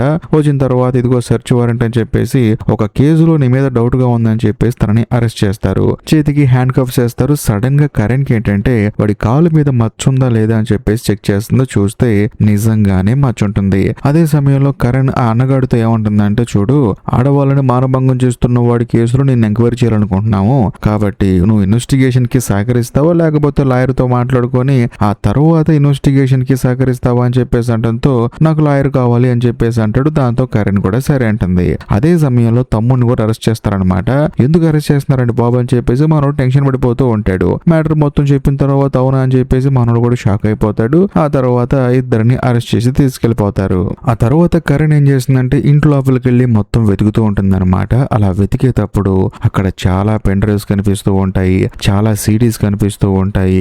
అందులోనూ ఈ క్రైమ్ కి సంబంధించిన పుస్తకాలు చాలా ఉంటాయి. ఇంకా ముఖ్యంగా పింక్ కలర్ కెమెరా కూడా ఉంటుంది. ఇదిలా ఉంటే మరోవైపు పోలీస్ స్టేషన్ లో అన్నదమ్ముల్లో అన్నని మాత్రం డిఫరెంట్ గా చెక్ చేస్తూ ఉంటారు. వాడి ఉమ్ము తీసుకుంటారు, శరీరం మీద ఉన్న చెమటని తీసుకుంటారు, హెయిర్ శాంపిల్స్ తీసుకుంటారు, రకరకాలుగా వాడి డిఎన్ఏ టెస్ట్ చేస్తూ ఉంటారు అనమాట. మరోవైపు కరణ్ ఏం చేస్తుందంటే వాడి ఇంట్లో ఒక బాక్స్ కనిపిస్తుంది అనమాట. ఆ బాక్స్ ఓపెన్ చేసి చూస్తే ఎంతో మంది ఆడవాళ్ళ ఇన్నర్స్ ఉంటాయి. వాడు ఎంతమంది ఆడవాళ్ళ జీవితాన్ని అయితే నాశనం చేశాడో వాళ్ళందరి ఇన్నర్స్ ఉంటాయి. ఒక గన్ను కనిపిస్తుంది. అందరూ ఫిక్స్ అయిపోతారు ఖచ్చితంగా వీడే కిల్లర్ గాడు అని చెప్పేసి. ఎందుకంటే కాలికి మచ్చ ఉంది, వాడి దగ్గర ఒక కెమెరా ఉంది, వీటన్నిటికి సంబంధించిన ఫొటోస్ ఉన్నాయి. దాంతో కరణ్ ఎంతగానో ఆనందపడుతుంది. అంతేకాకుండా డిపార్ట్మెంట్ లో వాళ్ళు కూడా మొత్తం మీద ఆ సైకో గాన్ని పట్టేసుకున్నాం అని చెప్పేసి ఆనందపడుతూ ఉంటారు. ఆ తర్వాత కరణ్ పోలీస్ స్టేషన్ కి వస్తే అందరూ కరణ్ ని పొగుడుతూ ఉంటారు. దాంతో గ్రేస్ దగ్గరికి అదే డిపార్ట్మెంట్ లో ఒక లేడీ వచ్చేసి ఆ పొగడతలు ఆ ప్రశంసలు మీకు కూడా రావాలి కదా అని చెప్పేసి అనడంతో గ్రేస్ ఏమంటుంది అంటే లేదు లేదు, ఈ కేసు కోసం తను ఎంతగానో కష్టపడింది, ఆ ప్రశంసలన్నీ తనకే కావాలి, ఎందుకంటే తన ప్రాణం పెట్టి మరీ పనిచేసిందని చెప్పేసి అనడంతో అవునా అని చెప్పేసి పక్క లేడీ అంటుంది. అలా కొంత సమయం గడిచిన తర్వాత కరణ్ ఏంటంటే గ్రేస్ దగ్గరకు వస్తుంది అనమాట. వచ్చిన తర్వాత దాంతో క్యాజువల్ గా మాట్లాడుతూ ఉంటుంది. నువ్వు కూడా రావచ్చు కదా అని చెప్పేసి అంటంతో లేదు లేదు నాకు కొంచెం పని ఉందని చెప్పేసి అంటుంది. అందులోను కరణ్ ఏమంటుందంటే ఆ సైకో గాడు లాయర్ లేకుండా మాట్లాడంట అని చెప్పేసి అంటంతో గ్రేస్ కూడా అబ్బా మిస్ చేశాం కదా అని చెప్పేసి అంటూ ఉంటుంది. సరే వాడి తమ్ముడు ఉన్నాడు కదా అని చెప్పేసి ఇద్దరు కలిసి వాళ్ళ తమ్ముడి దగ్గరికి వస్తారు. వచ్చిన తర్వాత మనోడిని ఎంక్వైరీ చేస్తూ ఉంటారు. కాకపోతే ఆ సైకో గాడి తమ్ముడికి ఏంటంటే ఏం అర్థం కాదనమాట. అసలు ఎందుకు అరెస్ట్ చేశారండి అని చెప్పేసి అంటంతో మీ అన్నయ్య వాళ్ళ అని చెప్పేసి అంటారు వీళ్ళిద్దరు. దాంతో వాడికి భయం వేసి మా అన్నయ్య ఎక్కడైనా బాంబులు వేసాడని చెప్పేసి అంటే లేదు లేదు, మీ అన్నయ్య చాలా మంది అమ్మాయిల జీవితాలు నాశనం చేశాడు, అంతేకాకుండా వాళ్ళ ఇన్నర్స్ ని ట్రోఫీస్ లాగా ఇంట్లో పెట్టుకున్నాడు అని చెప్పేసి అంటంతో ఇతను బాధపడతాడనమాట. ఈ విషయం తెలిస్తే మా అమ్మాయి ఎంత బాధపడుతుందో, వీడు దుర్మార్గుడు అని తెలుసు కానీ మరి ఇంత దుర్మార్గుడు అని చెప్పి నాకు తెలియదు అని చెప్పేసి ఆ సైకో గడు వాళ్ళ తమ్ముడు కూడా బాధపడుతూ ఉంటాడు. ఆ తర్వాత ఇద్దరు బయటకు వస్తారు. బట్ బయటకు వచ్చిన తర్వాత అక్కడ ఉన్న ఒక ఆఫీసర్ ఏం చేస్తాడంటే ఆ సైకో గడి ఇంట్లో ఒక పింక్ కలర్ కెమెరా దొరికింది కదా, అందులో చాలా ఫొటోస్ ఉంటాయి అన్నమాట. వాటన్నిటిని 1 by 1 చెక్ చేస్తూ ఉంటాడు. అలా చెక్ చేసి అతనికే చిరాకు వచ్చేసి వీడు మరి ఇంత దుర్మార్గుడు అని చెప్పేసి మిగతా ఫోటోలు మీరు చూడండి అని చెప్పేసి కరణ్ కి గ్రేస్ కి ఆ సిస్టమ్ అప్పు చెప్పేసి తను అక్కడి నుంచి వెళ్ళిపోతాడు. దాంతో వాళ్ళిద్దరు ఏంటంటే ఆ కెమెరాలో ఉన్న ఫొటోస్ అన్ని 1 by 1 చూస్తూ ఉంటారు. ఇదిలా ఉంటే కౌన్సిలింగ్ లో ఉన్న మన కథలో హీరోయిన్ చూపిస్తారు. అక్కడ ఉన్న సైకియాట్రిస్ట్ తో ఈ అమ్మాయి మాట్లాడుతూ ఉంటుంది అనమాట. తన ప్రాబ్లం మొత్తం చెప్పుకుంటుంది. దాంతో ఆ సైకియాట్రిస్ట్ ఏముంటుందంటే చూడమ్మా, నువ్వు 2 సార్లు మానభంగానికి గురయ్యావు. మొదటిసారి ఆ సైకోగాడి వల్ల అయితే, రెండోసారి నిన్ను అర్థం చేసుకోవాలని పోలీసుల వల్ల అని చెప్పేసి ఆ సైకియాట్రిస్ట్ కూడా హీరోయిన్ కి సారీ చెప్తుంది. అంతేకాకుండా తన దగ్గర ఓపెన్ గా జరిగిన ప్రతి చెప్పినందుకు థ్యాంక్స్ అని చెప్పేసి అంటుంది. ఎందుకంటే హీరోయిన్ కి బాధ చెప్పుకోవడానికి ఎవరు లేరు. కాకపోతే ఈవిడ మాత్రం కన్న తల్లిలా అన్ని వింటుందని చెప్పేసి హీరోయిన్ తన ప్రాబ్లమ్స్ మొత్తం అమ్మాయికి చెప్పుకుంది. అందుకని ఆవిడకి కూడా ఏంటంటే పాపం హీరోయిన్ చూసిన తర్వాత చాలా అనిపిస్తుంది. అందులోనూ ఈ సొసైటీ ఈ సిస్టమ్ నిన్ను అర్థం చేసుకోకుండా నీకు సపోర్ట్ చేయకుండా నిన్ను అపార్థం చేసుకున్నందుకు వాళ్ళందరి తరపున నేను సారీ చెప్తున్నా అని చెప్పేసి అంటుంది. దాంతో హీరోయిన్ కూడా బాధపడుతూ ఉంటుంది. ఇదిలా ఉంటే మరోవైపు ఫొటోస్ చూస్తున్న కరణ్ ఆ తర్వాత గ్రేస్ ని చూపిస్తారు. వాళ్ళిద్దరు ఏంటంటే ఫొటోస్ చూసి పిచ్చెక్కిపోతుంది వాళ్ళకి, వీడు ఎంత దారుణమైన సైకోగాడా అని చెప్పేసి. ఇదిలో ఉంటే మరోవైపు సైకియాట్రిస్ట్ హీరోయిన్ అడుగుతుంది అనమాట, ఇలాంటిది నీ జీవితంలో మళ్ళీ జరిగితే మరి నువ్వు దాన్ని హ్యాండిల్ చేయగలవా అని చెప్పేసి అంటంతో ఖచ్చితంగా హ్యాండిల్ చేస్తానండి, ఎందుకంటే ఎందుకంటే ఫ్రెండ్స్ కానీ ఫ్యామిలీ మెంబర్స్ కానీ ఎవరికి చెప్పినా నమ్మరు. వాళ్ళు ఎలాగో నమ్మరు కాబట్టి నేను కూడా వాళ్ళకి చెప్పనండి, నాకు నేనుగా హ్యాండిల్ చేసుకుంటాను, నాకేం జరగనట్టు ఫీల్ అవుతాను, ఎందుకంటే ఈ భూమి మీద నాకు నేను మాత్రమే ఉన్నానని చెప్పేసి అనడంతో సైకియాట్రిస్ట్ కూడా బాధ అనిపిస్తుంది. ఇదిలా ఉంటే మరోవైపు కరణ్ ఆ తర్వాత గ్రేస్ వాళ్ళిద్దరిని చూపిస్తారు. అక్కడ ఉన్న టెక్నీషియన్ ఏమంటాడంటే, మేడం ఈ కెమెరాలో ఉన్న కొన్ని ఫొటోస్ వాడు డిలీట్ చేశాడు, కాకపోతే మేము రికవరీ పెట్టడం వల్ల ఆ ఫొటోస్ అన్ని వచ్చేసాయి, కావాలంటే వాటిని కూడా చూడండి అని చెప్పేసి అనడంతో ఇద్దరు ఆ ఫొటోస్ ని చూస్తారు. అవి చూసిన తర్వాత వీళ్ళిద్దరికి మైండ్ బ్లాక్ అయిపోతుంది. అది కూడా వాడేంటంటే అమ్మాయిని మానభంగం చేసిన తర్వాత వాళ్ళ వీపు మీద వాళ్ళ ఐడి కార్డు పెట్టి ఫోటో తీసాడనమాట. ఆ ఫోటో ఇప్పుడు వాళ్ళు చూస్తారు. ఆ ఫోటో ఎవరిదో కాదు, మన కథలో హీరోయిన్ది. అందులోను వాళ్ళిద్దరు ఏంటంటే ఈ అమ్మాయి కేసు కొట్టేశారు కదా, కానీ ఇక్కడ ఫోటో ఉందంటే ఈ అమ్మాయికి దారుణం జరిగిందని చెప్పేసి వీళ్ళిద్దరూ అర్థం చేసుకుంటారు. ఇదిలా ఉంటే మరోవైపు మన కథలో హీరోయిన్ చూపిస్తారు. హీరోయిన్ ఏంటంటే చిన్నపిల్లలు ఆడుకునే పార్క్ లో తాను పనిచేస్తూ ఉంటుందన్నమాట. అక్కడికి తన పనికి తాను వెళ్తుంది. మరోవైపు కరణ్ అలాగే గ్రేస్ వీళ్ళిద్దరు ఏం చేస్తారంటే హీరోయిన్ కేసు డీల్ చేసిన డిటెక్టివ్ కి కాల్ చేస్తారు. గ్రేస్ కాల్ చేస్తుంది. కాల్ చేసి మేము ఇలా ఒక సైకో గాన్ని పట్టుకున్నామండి, వాడిని పట్టుకున్న తర్వాత మాకు తెలిసిన విషయం ఏంటంటే మీరు మేరీ అనే ఒక అమ్మాయి కేసు డీల్ చేశారు కదా, ఆ అమ్మాయిని కూడా వీడు మానభంగం చేశాడని చెప్పేసి అంటాడు. మేరీ అంటే మన కథలో హీరోయిన్ అనమాట. తానేమంటాడంటే లేదండి, ఆ అమ్మాయి అబద్ధం చెప్పింది, ఆ అమ్మాయికి కోర్టు వాళ్ళు శిక్ష కూడా విధించారు, ఎందుకంటే ఆ అమ్మాయి అబద్ధం చెప్పింది కాబట్టి అని చెప్పేసి అంటంతో గ్రేస్ ఏమంటుందంటే లేదు లేదు అర్జెంట్ గా మీ ఈమెయిల్ ఐడి నాకు చెప్పండి అని చెప్పేసి అంటంతో ఆయన కూడా చెప్తాడు. వెంటనే గ్రేస్ ఏం చేస్తుందంటే హీరోయిన్ కి సంబంధించిన ఫొటోస్ అంటే ఆ సైకో గడ్ తీసాడు కదా, ఆ ఫొటోస్ అన్ని ఆ డిటెక్టివ్ కి పంపిస్తుంది. ఆ ఫొటోస్ అన్ని చూసి ఆయనకి మైండ్ బ్లాక్ అయిపోతుంది అనమాట.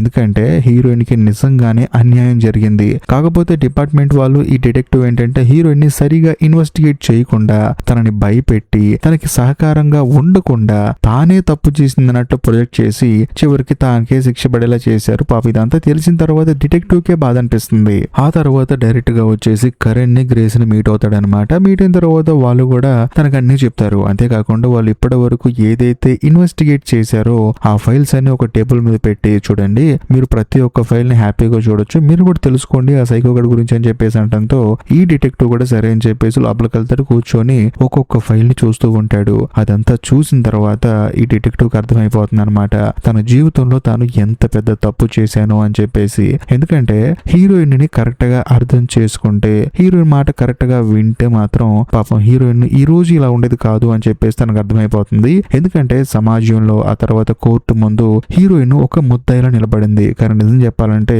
ఆ సైకో గాడి వల్ల హీరోయిన్ ని చాలా ఇబ్బంది పడింది. తాను కూడా ఎంతగానో బాధపడతాడు తను చేసిన తప్పుకి. ఆ తర్వాత కిందకు వచ్చేసి గ్రేస్ తో మాట్లాడతాడు. నాలాంటి వాళ్ళు డిపార్ట్మెంట్ లో చాలా మంది ఉన్నారండి, నాకన్నా దారుణమైన వాళ్ళందరూ ఉన్నారు, అసలు మాలాంటి వాళ్ళ డిపార్ట్మెంట్ కి కరెక్ట్ కాదు. ఒక అమ్మాయి తప్పు చేయకుండానే పాపం శిక్ష అనుభవిస్తుంది, అది సమాజం ముందు అందులోను గవర్నమెంట్ ముందు. ఇది ఏమైనా సరే నేను తప్పు చేశానని చెప్పేసి పాప ఆయన చాలా ఫీల్ అయిపోతూ ఉంటాడు. ఆ తర్వాత ఆయన ఆఫీస్కి వచ్చేస్తాడు. కట్ చేస్తే ఆ రోజు సాయంత్రం డిటెక్టివ్ హీరోయిన్ దగ్గరికి వెళ్తాడనమాట. బేసికల్ గా హీరోయిన్ కి ఏంటంటే ఈ డిటెక్టివ్ చూసిన తర్వాత భయం వేస్తుంది, మళ్ళీ ఈయన వచ్చాడు ఏంటి అని చెప్పేసి. కాకపోతే డిటెక్టివ్ హీరోయిన్ దగ్గరకు వచ్చి ఏమంటాడంటే నేను తప్పు చేశానమ్మా, నిన్ను బాగా ఎంక్వైరీ చేయాల్సింది, అందులోనూ నిన్ను అనుమానించాను నేను. ఇది ఏమైనా సరే పక్క ఊర్లో ఒక సైకో గాడిని పట్టుకున్నాము, వాడి దగ్గర నీకు సంబంధించిన ఫొటోస్ ఉన్నాయి, 8 ఫొటోస్ ఉన్నాయి, అవి చూసిన తర్వాత నాకు అర్థమైంది నీకు అన్యాయం జరిగిందని చెప్పేసి అంటంతో హీరోయిన్ కి కళ్ళల్లో నీళ్ళు వచ్చేస్తాయి అనమాట. అందులోనూ నేను చెప్పింది నిజమని ఇప్పుడు నమ్ముతున్నారా అని చెప్పేసి అంటే ఆయన కూడా ఖచ్చితంగా నమ్ముతున్నావమ్మా, మేము తప్పు చేసాము, దయచేసి క్షమించు, నా మొహం కూడా నీకు చూపించుకోలేకపోతున్నానని చెప్పేసి గవర్నమెంట్ నీకు ఇవ్వాలనుకున్నది అని చెప్పేసి ఒక కవర్ ఇచ్చేసి ఆయన అక్కడి నుంచి వెళ్ళిపోతాడు. దాంతో హీరోయిన్ కూడా సరే అని చెప్పేసి ఆ కవర్ తీసుకుంటుంది. ఆ తర్వాత కవర్ ఓపెన్ చేసి చూస్తే అందులో $500 ఉంటాయి అనమాట. బేసికల్ గా ఇప్పుడు హీరోయిన్ మీద కేసు వేశారు కదా, దాని హీరింగ్ కోసం అని చెప్పేసి $500 కట్టాలన్నమాట. దాన్ని హీరోయిన్ కి రిటర్న్ ఇచ్చేశారు. ఆ తర్వాత హీరోయిన్ ఏం చేస్తుందంటే ఆ సైకో గాడిని పట్టుకున్నారంటే ఖచ్చితంగా వాడి గురించి ఇంటర్నెట్ లో వస్తుందని చెప్పేసి తాను సెర్చ్ చేసి చూస్తుంది. అందులో వాడి ఫోటో కనిపిస్తుంది. వాడిని చూసిన తర్వాత హీరోయిన్ భయంతో వణికిపోతుంది. ఇదిలా ఉంటే మరోవైపు ఆఫీసులో ఉన్న టెక్నీషియన్ ఏంటంటే కరణ్ కి చెప్తాడనమాట, చూడండి వాడి దగ్గర మనకు ఒక ఆర్టిస్ట్ కోడ్ దొరికింది, అందులో చాలా ఫుటేజ్ ఉంది, కాకపోతే వాడేంటంటే ఒక సాఫ్ట్వేర్ యూజ్ చేసి దానికి లాక్ వేసాడు, ఆ పాస్వర్డ్ వాడు టైప్ చేస్తేనే ఓపెన్ అయింది, కాకపోతే మనం దాన్ని ఎన్క్రిప్ట్ చేసి ఓపెన్ చేద్దాం చూసినా సరే ఫైల్స్ ఓపెన్ అవ్వట్లేదు, కేవలం ఫోల్డర్స్ మాత్రమే ఓపెన్ అవుతున్నాయి అని చెప్పేసి అంటంతో కరణ్ ఏముంటుందంటే ఏమున్నాయి ఫోల్డర్స్ అని చెప్పేసి అడుగుతుంది. ప్రతి ఒక్క అమ్మాయి పేరు ఉందండి, వాడు ఏ అమ్మాయి జీవితం నాశనం చేశాడో ఆ అమ్మాయి పేరు ఉంటుంది, అందులో అంబర్ అని ఉంటుంది, తర్వాత చాలా మంది ఆడవాళ్ళ పేర్లు ఉన్నాయని చెప్పేసి అంటంతో కరణ్ ఏముంటుందంటే అంటే ఎట్టి పరిస్థితుల్లో హార్డ్ డిస్క్ లో ఉన్న ఫైల్స్ ఓపెన్ చేయండి అని చెప్పేసి అంటుంది. తప్పకుండా ట్రై చేస్తామని చెప్పేసి అంటాడు. ఇదిలా ఉంటే మరోవైపు ఆ సైకో గడి లాయర్ ని చూపిస్తారు. వాడిని కలవడానికి కరణ్ అలాగే గ్రేస్ వస్తారనమాట. వచ్చిన తర్వాత ఆ లాయర్ ఏమంటాడంటే చూడండి, వాడు తప్పు ఒప్పుకున్నాడు, కాకపోతే వాడు ఏమంటాడంటే మానభంగం కేసులు నా మీద వేసినా పర్లేదు కానీ కిడ్నాప్ చేసిన కేసులు నా మీద వేయొద్దు అంటున్నాడు. మీరు గనక దానికి ఒప్పుకుంటే ఆ హార్డ్ డిస్క్ పాస్వర్డ్ ఇస్తానని చెప్పేసి అంటున్నాడు అని చెప్పి అంటంతో వీళ్ళిద్దరు ఆలోచిస్తారు. ఎందుకంటే అందులో ఉన్న ఫైల్స్ ఓపెన్ చేస్తే ఖచ్చితంగా గవర్నమెంట్ కి సబ్మిట్ చేయొచ్చు. సో దాంతో కోర్టు ఏంటంటే వాడికి ఇంకా ఎక్కువ కాలం శిక్ష విధిస్తుందని చెప్పేసి వాళ్ళు కూడా సరే అని చెప్పేసి ఒప్పుకుంటారు. ఇదిలో ఉంటే మరోవైపు మన కథలో హీరోయిన్ ఏం చేస్తుందంటే తన కేసుని ఇంతకు ముందు వాదించిన లాయర్ దగ్గరికి వెళ్తుంది అనమాట. వెళ్ళిన తర్వాత ఆయన ఏంటంటే ఏంటమ్మా నాకు చాలా పనులు నువ్వు చెప్పని చెప్పడంతో నాకు అర్జెంట్ గా ఒక లాయర్ కావాలండి, మీరు బిజీగా ఉన్నాను అంటున్నారు కాబట్టి నాకు వేరే లాయర్ కావాలని చెప్పేసి అంటంతో సరే అరేంజ్ చేస్తాను, ఏంటి చెప్పని చెప్పంటే ఏం లేదండి ఈ ఊర్లో ఉన్న వాళ్ళ మీద కేసు వేయాలని చెప్పేసి అంటంతో ఆయన కూడా ఏంటి ఎందుకని చెప్పేసి ఏం అడగకుండా నేను బిజీగా ఉన్నానని చెప్పేసి వేరే లాయర్ దగ్గరకు పంపిస్తాడు. దాంతో హీరోయిన్ కూడా వచ్చి వేరే లాయర్ ని మీట్ అవుతుంది. మీట్ అయిన తర్వాత తను జరిగింది మొత్తం చెప్పి గవర్నమెంట్ మీద కేసు వేయాలనుకున్నానని చెప్పేసి అంటుంది. దాంతో ఆ లాయర్ కూడా నువ్వు చెప్పింది కరెక్టేనమ్మా, ఎందుకంటే ఒక నా డబ్బు పోయిందంటే ఖచ్చితంగా గవర్నమెంట్ వాళ్ళు ఆలోచిస్తూ ఉంటారు, ఒక నా కారు పోయిందంటే ఖచ్చితంగా అవును నిజంగానే జరిగిందని చెప్పేసి అనుకుంటారు, కానీ ఒక అమ్మాయి వచ్చేసి నా జీవితం నాశనం అయిపోయిందంటే మాత్రం నిజంగానే నాశనం అయిందా అనే పాయింట్ ఆఫ్ వ్యూలో ఈ డిపార్ట్మెంట్ ఆలోచిస్తూ ఉంటుంది. నీకు జరిగింది అన్యాయమే, కాకపోతే మరి నీకు డబ్బులు రిటర్న్ ఇచ్చేసారు కదా ఓకేనా అని చెప్పేసి అంటే హీరోయిన్ ఏమంటదంటే నాకు డబ్బులు రిటర్న్ ఇచ్చారండి అంతా బానే ఉంది, కాకపోతే నన్ను నమ్మిన నా ఫ్రెండ్స్ నాకు దూరం అయిపోయారు, ఈ సమాజం నాకు దూరం అయిపోయింది, నన్ను చూసే ప్రతి ఒక్కరు నాకు దూరం అయిపోయారు, అందులోనూ గవర్నమెంట్ నన్ను ఒక హోమ్ లో ఉంచేది, ఆ హోమ్ కు దూరం అయిపోయాను, కౌన్సిలర్స్ నన్ను ప్రేమగా చూసేవాళ్ళు వాళ్ళకి నేను దూరం అయిపోయాను, నాకు ఉద్యోగం పోయింది, ఒక్క ముక్కలో చెప్పాలంటే నా జీవితం పోయిందండి, నేను మళ్ళీ ఎలా తెచ్చుకోవాలి నా జీవితాన్ని, అందుకని నేను కేసు వేద్దాం అనుకుంటానని చెప్పేసి అంటంతో ఆ లాయర్ కూడా స్టన్ అయిపోతాడు. కట్ చేస్తే మరుసటి రోజు కోర్టులో కేసు హీరింగ్ వస్తుందన్నమాట. వచ్చిన తర్వాత ఆ సైకో గాడిని కోర్టులో హాజరుపరుస్తారు. అందులోను వాడి వల్ల ఎవరెవరి జీవితాలు అయితే నాశనం అయిపోయాయో వాళ్ళలో చాలా మంది లోపలికి వస్తారనమాట.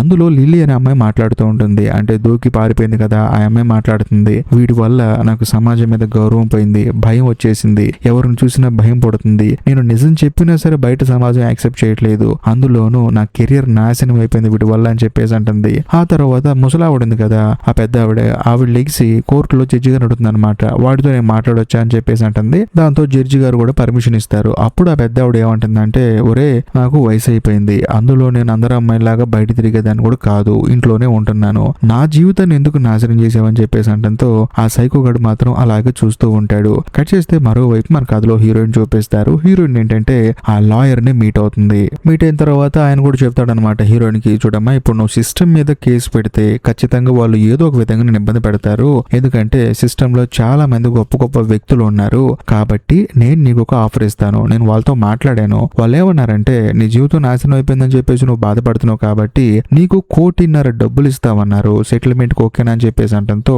హీరోయిన్ ఓకే అని చెప్పేసి అంటుంది. కాకపోతే హీరోయిన్ వాళ్ళ లాయర్ ఏమంటాడంటే లేదమ్మా మనం ఇంకొంచెం మాట్లాడితే ఎక్కువ డబ్బులు వస్తాయని చెప్పేసి అంటంతో వద్దండి మీరు ఫస్ట్ చెప్పింది నాకు అర్థమైపోయింది, ఈ డబ్బులు చాలండి, నాకు ఎక్కువ డబ్బులు ఏం అవసరం లేదు, ఆ డబ్బులు తీసుకొని ఈ ఊరిని ఇక్కడున్న జనాల్ని వాళ్ళందరినీ వదిలేసి వెళ్ళిపోతానండి, నా బతుకు నేను బతుకుతానని చెప్పేసి అంటంతో ఆ లాయర్ కూడా హీరోయిన్ ని అర్థం చేసుకుంటాడు. ఇదిలా ఉంటే మరోవైపు మరుసటి రోజు కోర్టులో కేసు హీరింగ్ వస్తుందన్నమాట. జడ్జి గారు ఏంటంటే అందరి సాక్ష్యాలు పరిశీలిస్తాడు, అంతేకాకుండా గ్రేస్ కూడా చెప్తుందన్నమాట, చూడండి వీడు ఒక అమ్మాయి జీవితం ఇద్దరు అమ్మాయిల జీవితాలను నాశనం చేయలేదు, చాలా మంది అమ్మాయిల జీవితాలు నాశనం చేశాడు, అందులోనూ హార్డ్ డిస్క్ లో వీడికి సంబంధించిన ఫుటేజ్ చాలా ఉంది, దాని పాస్వర్డ్ కూడా వాడికి మాత్రమే తెలుసు, ఫస్ట్ పాస్వర్డ్ ఇస్తా అన్నాడు ఇప్పుడు ఇవ్వలేదు, ఇది ఏమైనా సరే వీడు బయట ఉంటే మాత్రం చాలా మంది అమ్మాయిలు భయపడతారు, బయటకు కూడా రారు, దాన్ని బట్టి తీర్పు ఇవ్వండి చెప్పేసి అంటంతో ఆయన కూడా మొత్తం చూసి మామూలుగా ఒక అమ్మాయి జీవితాన్ని నాశనం చేస్తేనే ఒక అబ్బాయికి 40% జీవితం జైల్లో గడపాలని చెప్పేసి తీర్పిస్తారనమాట. అలాంటిది వీడు చాలా మంది అమ్మాయిల జీవితాలు నాశనం చేశాడు కాబట్టి జడ్జి గారు వీడికి 380 సంవత్సరాలు జైల్లో శిక్ష అనుభవించాలని చెప్పేసి తీర్పిస్తాడు. బేసికల్ గా ఒక మనిషి 100 సంవత్సరాలు బతకడమే చాలా కష్టం, అలాంటిది వీడు 380 సంవత్సరాలు జైల్లో ఉండాలని చెప్పేసి తీర్పిస్తాడు. అందులోనూ వాడు ఖచ్చితంగా జైల్లోనే చనిపోతాడు. ఈ తీర్పు విన్న తర్వాత అక్కడ ఉన్న వాళ్ళందరూ హ్యాపీగా ఫీల్ అవుతారు. కట్ చేస్తే ఆ రోజు సాయంత్రం కరణ్ అలాగే గ్రేస్ అంతేకాకుండా డిపార్ట్మెంట్ లో ఉన్న కొందరు ఏంటంటే పార్టీ చేసుకుంటూ ఉంటారనమాట. అప్పుడు ఒక ఆయన ఏమంటాడంటే ఆ సైకో గాడు మీడియాకి ఇంటర్వ్యూ ఇస్తా అన్నాడు, ఏం మాట్లాడతాడో చూద్దాం అని చెప్పేసి అంటాడు. కట్ చేస్తే మరుసటి రోజు ఇంటర్వ్యూ వస్తుంది అనమాట. ఆ ఇంటర్వ్యూలో సైకో గాడు ఏమంటాడంటే నేను మిలిటరీలో పనిచేసేవాడిని, ఏది ఏమైనా సరే నేను మానభంగాలు చేసినప్పుడు మొదట 2-3 కొంచెం భయపడ్డాను, ఆ తర్వాత కొన్ని తప్పులు కూడా చేశాను నేను, చేశాను, నా DNA వదిలేయటం అలాంటి తప్పులు చేశాను. బట్ పోలీసులు సరిగ్గా దాన్ని పట్టించుకోలేదు. ఎందుకంటే మొదటి 2-3 అంటే ఎవడు సీరియస్ గా తీసుకోడు. అప్పుడు నాకు అర్థమైంది మనం ఎటువంటి ఆధారాలు వదలకూడదని చెప్పేసి. ఆ తర్వాత చాలా బుక్స్ చదివాను, ఆధారాలు ఏమి లేకుండా. అందులోను మానభంగం చేసిన తర్వాత సమాజం ఫస్ట్ అమ్మాయినే క్వశ్చన్ చేస్తుంది, ఎందుకంటే నిజమా అబద్ధం అని చెప్పేసి. అదే నాకు బెనిఫిట్ అయిపోయిందని చెప్పేసి వాడు ఇంటర్వ్యూలో చెప్తాడు అనమాట. ఇదంతా చూసిన తర్వాత కరణ్ గ్రేస్ ఎంతగానో ఫీల్ అయిపోతూ ఉంటారు. ఎందుకంటే ఒక మనిషికి అన్యాయం జరిగిందని వస్తే జరిగిన పాయింట్ ఆఫ్ వ్యూలో చూడాలి కానీ అసలు నువ్వు నిజం చెప్తున్నావు అబద్ధం చెప్తున్నావు అని చెప్పేసి ఈ పాయింట్ ఆఫ్ వ్యూలో ఎంక్వైరీ చేస్తే ఎవరు మాత్రం ధైర్యంగా ముందుకొచ్చి వాళ్ళ బాధను మనతో చెప్పుకుంటారని చెప్పేసి వాళ్ళు ఆలోచిస్తూ ఉంటారు. అంతేకాకుండా కరణ్ ఏం చేస్తుందంటే టీవీ ఆఫ్ చేసి వీళ్ళంటూ బయట ఎంతమంది ఉన్నారో మనం ఎంతమందిని పట్టుకోవాలని చెప్పేసి అంటూ ఉంటుంది. కాకపోతే గ్రేస్ ఏమంటుందంటే మొత్తానికి ఒకరిని పట్టుకున్నాం కదా, వీడికి శిక్ష విధించారు, దాంతో వాళ్ళందరికీ భయం వేస్తుంది కదా అని చెప్పేసి అంటంతో తాను కూడా అవును కదా అని చెప్పేసి అంటుంది. ఇదిలా ఉంటే మరోవైపు మన కథలో హీరోయిన్ చూపిస్తారు. తానేంటంటే డ్రైవింగ్ లైసెన్స్ ఆఫీస్కి వెళ్తుంది అనమాట. ఎందుకంటే తనకి లైసెన్స్ వచ్చింది. అందులోనే తనకి గవర్నమెంట్ వాళ్ళు ఏంటంటే అనుకున్న ప్రకారం డబ్బులు ఇస్తారు. ఆ డబ్బులతో ఒక జీప్ కొనుక్కుంది. ఇప్పుడు తనకి లైసెన్స్ వచ్చింది కాబట్టి తన బండి తానే నడుపుకోవచ్చు. ఆ తర్వాత ఆ బండిలో తన ఊరు వదిలిపెట్టి వెళ్ళిపోతుంది. కాకపోతే వెళ్ళిపోయే ముందు తను ఏం చేస్తుందంటే తన కేసును డీల్ చేసిన ఆ డిటెక్టివ్ దగ్గరికి వస్తుంది. వచ్చిన తర్వాత నువ్వు నన్ను మాత్రమే కాదు ఈ 2 సంవత్సరాల్లో ఎంతమంది అమ్మాయిని ఇలా అనుమానించుంటావో, కాబట్టి నువ్వు తప్పు చేసావు అని చెప్పేసి అంటంతో డిటెక్టివ్ కూడా దయచేసి నన్ను క్షమించమ్మా అని చెప్పేసి అంటాడు. వెంటనే హీరోయిన్ ఏమంటుందంటే ఇక మీద నీ జీవితంలో ఎవరైనా అమ్మాయి వచ్చి నాకు అన్యాయం జరిగిందంటే మాత్రం దయచేసి వాళ్ళకి సహకరించని చెప్పేసి అంటుంది. ఆయన కూడా బాధపడతాడు అనమాట. ఆ తర్వాత హీరోయిన్ అక్కడి నుంచి బయటకు వచ్చేస్తుంది.